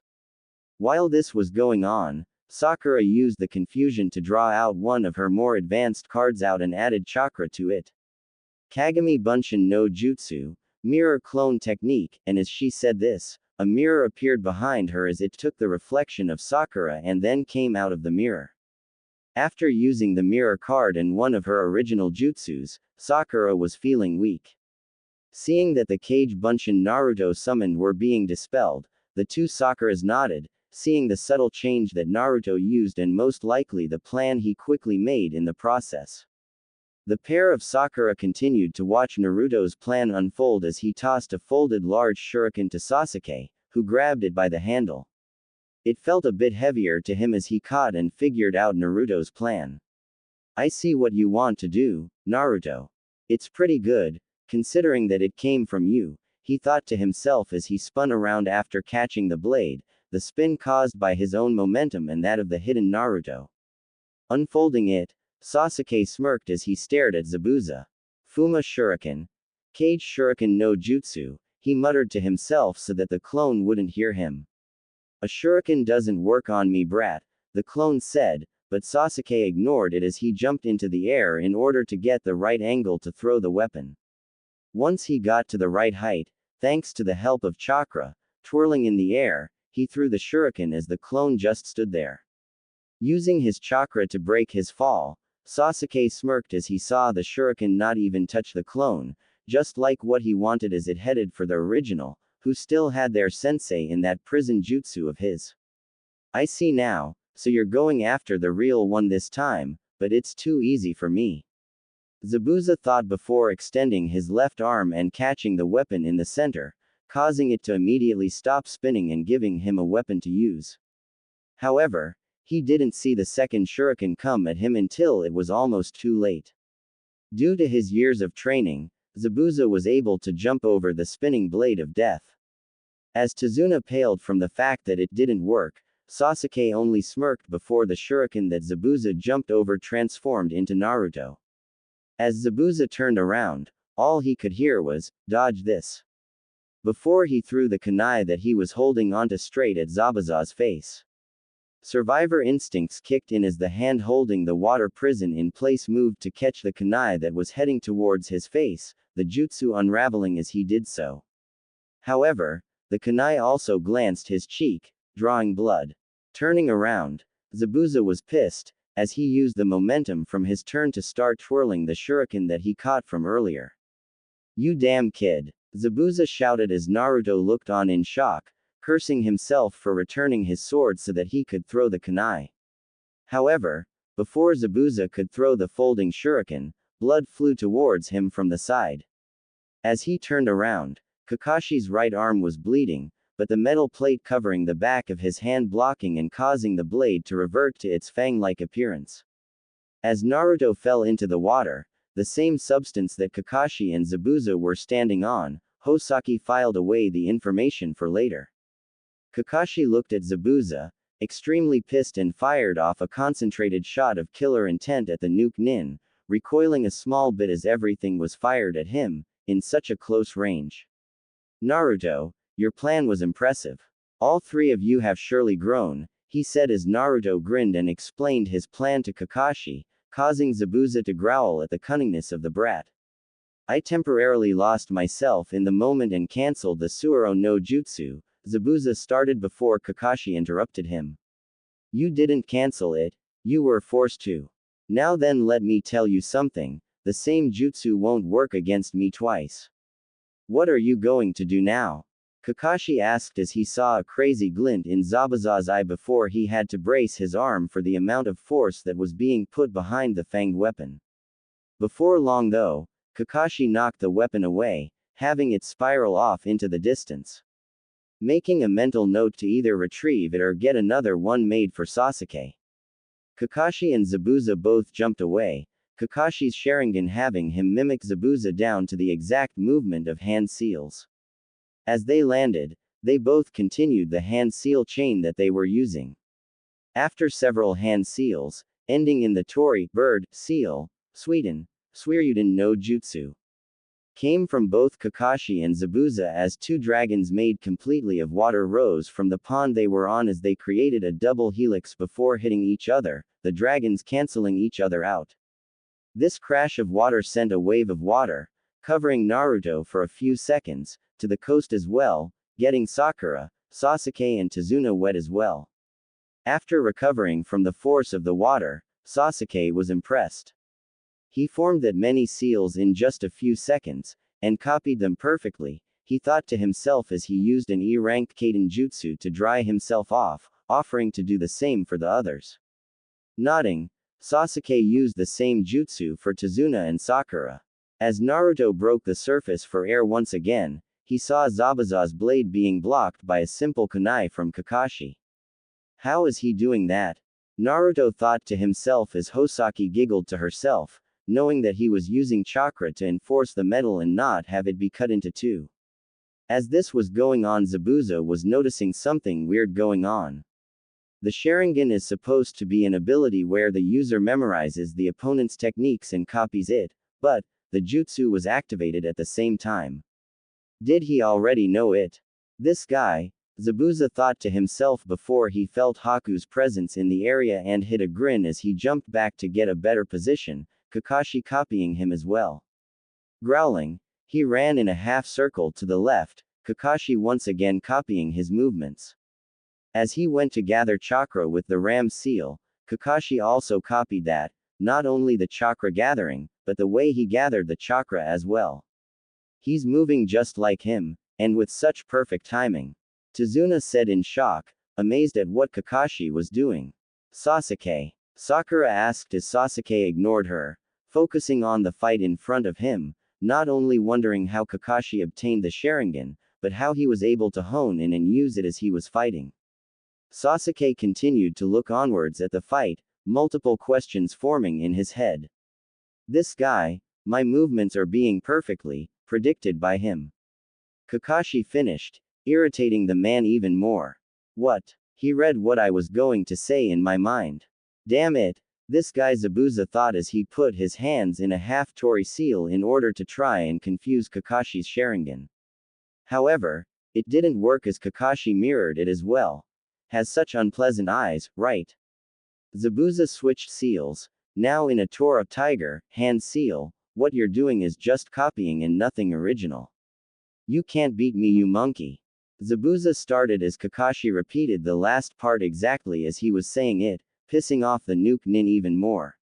At this, Zabuza got extremely pissed and started sealing as fast as he could.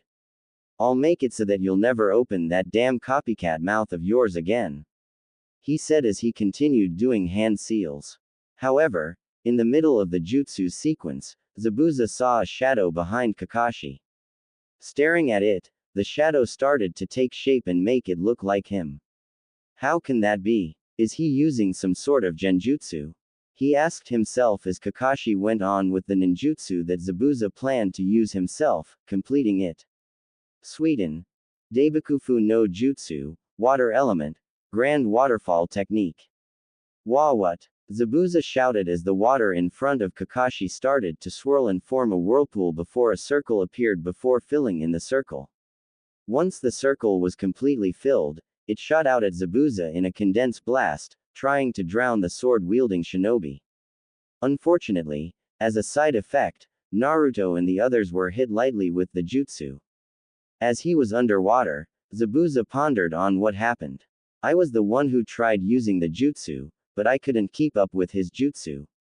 Trying to swim against the current, Zabuza could only accomplish it for a few moments before the almighty tide, strengthened by chakra, taking him on a crazy zigzagging path until it smashed him against a tree. The jutsu ending as Kakashi threw 4 kunais, each meeting their mark as they drew blood from the nuke nin, pinning his upper body to the tree behind him. This is the end, Kakashi said before he felt something cold resting on his neck, arc attached to it and his finger was close towards the trigger. I thought I told you not to kill him, Tem. Arc said as he appeared on the tree opposite him, what looked like a hunter nin in the same position as him. Now boys, put your toys away so we can talk about this. If you don't, you can fight forever in one of the lower levels of hell for all I care. Zabuza glared at the blind man in front of him, knowing that those weapons of his could instantly kill someone, and the place where he had his guns on both Kakashi and Haku troubled Zabuza greatly. Kakashi scowled before putting his Hitai down over his Sharingan eye, leaning against the side of the tree, panting for breath. He was very low on chakra and he doubted that if he was on the ground that he would pass out in a few seconds. Taking the gun away from both Kakashi and the hunter nin, telling her to go to her father, to which she complied immediately. Before you two go and lick your wounds, don't get in the way again, Ark said as Zabuza weakly got off a nod. After the two left, Kakashi felt steel placed against his neck. Knocking the blade of death away quickly, he turned towards Kakashi. Look, I know I have a lot of explaining to do and as troublesome as all this is, I'll explain it the best I can when you wake up, Ark said before Kakashi stared at him in confusion for a few seconds before he fell over due to chakra exhaustion, Ark catching him as he fell. Sighing as he maneuvered him to sit against the base of the tree, he asked Tazuna if his house wasn't too far from here and Tazuna nodded in confirmation, saying that he would take them there. Eriku-sensei, Sasuke asked, getting a small glare out of the white-haired conscious man. Yes, duck butt. Who were those two and how do you know them? I told you that we have mutual friends. Unfortunately, it seems as if those friends are still in danger, meaning my mission from before is still ongoing. Sighing at this, Ark reached into one of his pockets to get a smoke and a lighter.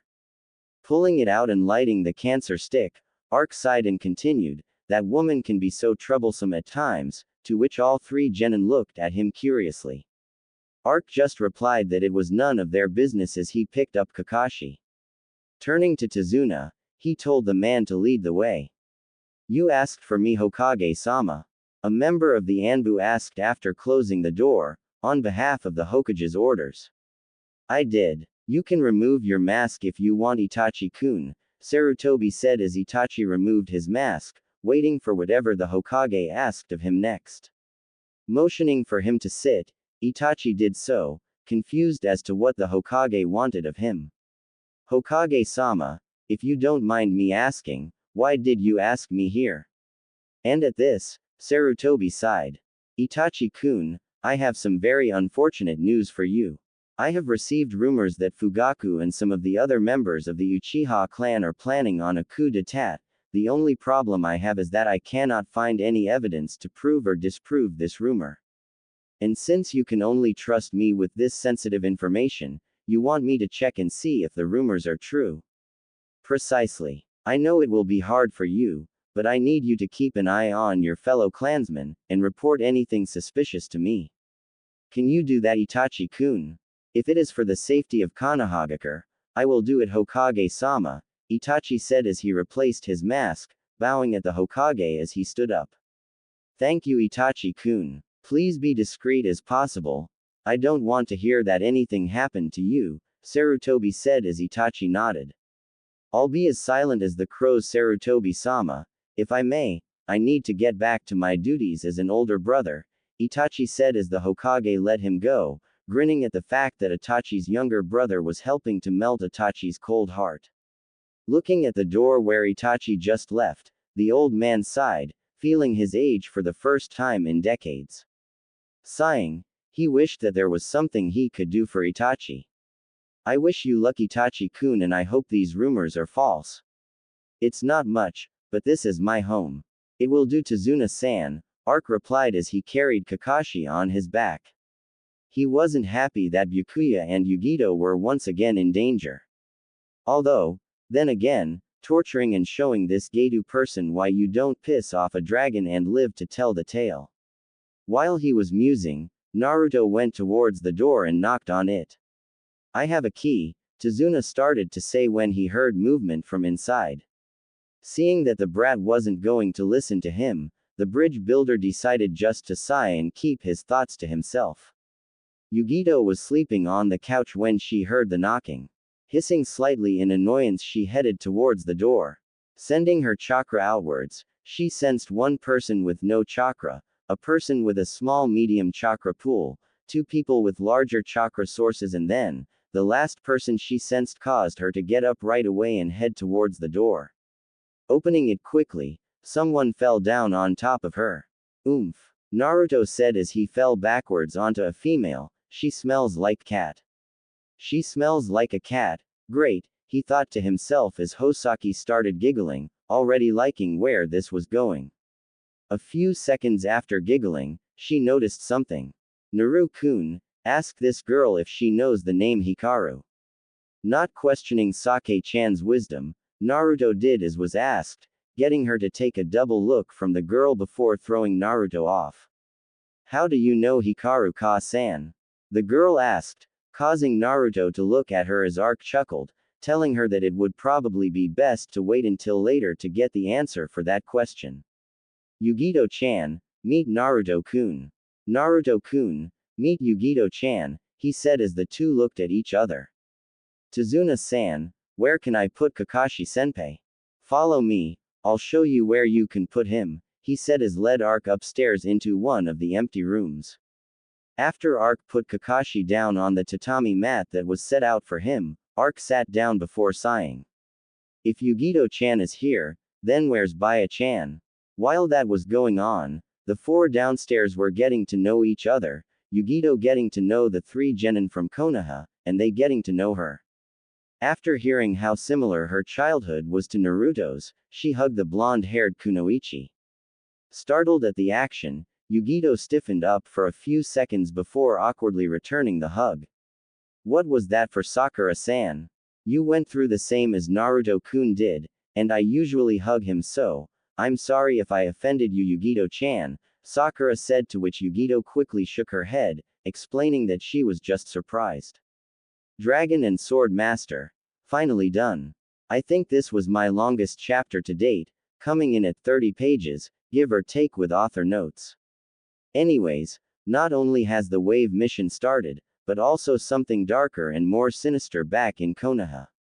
Yugito. And I finally got to meet Naruto-kun grins.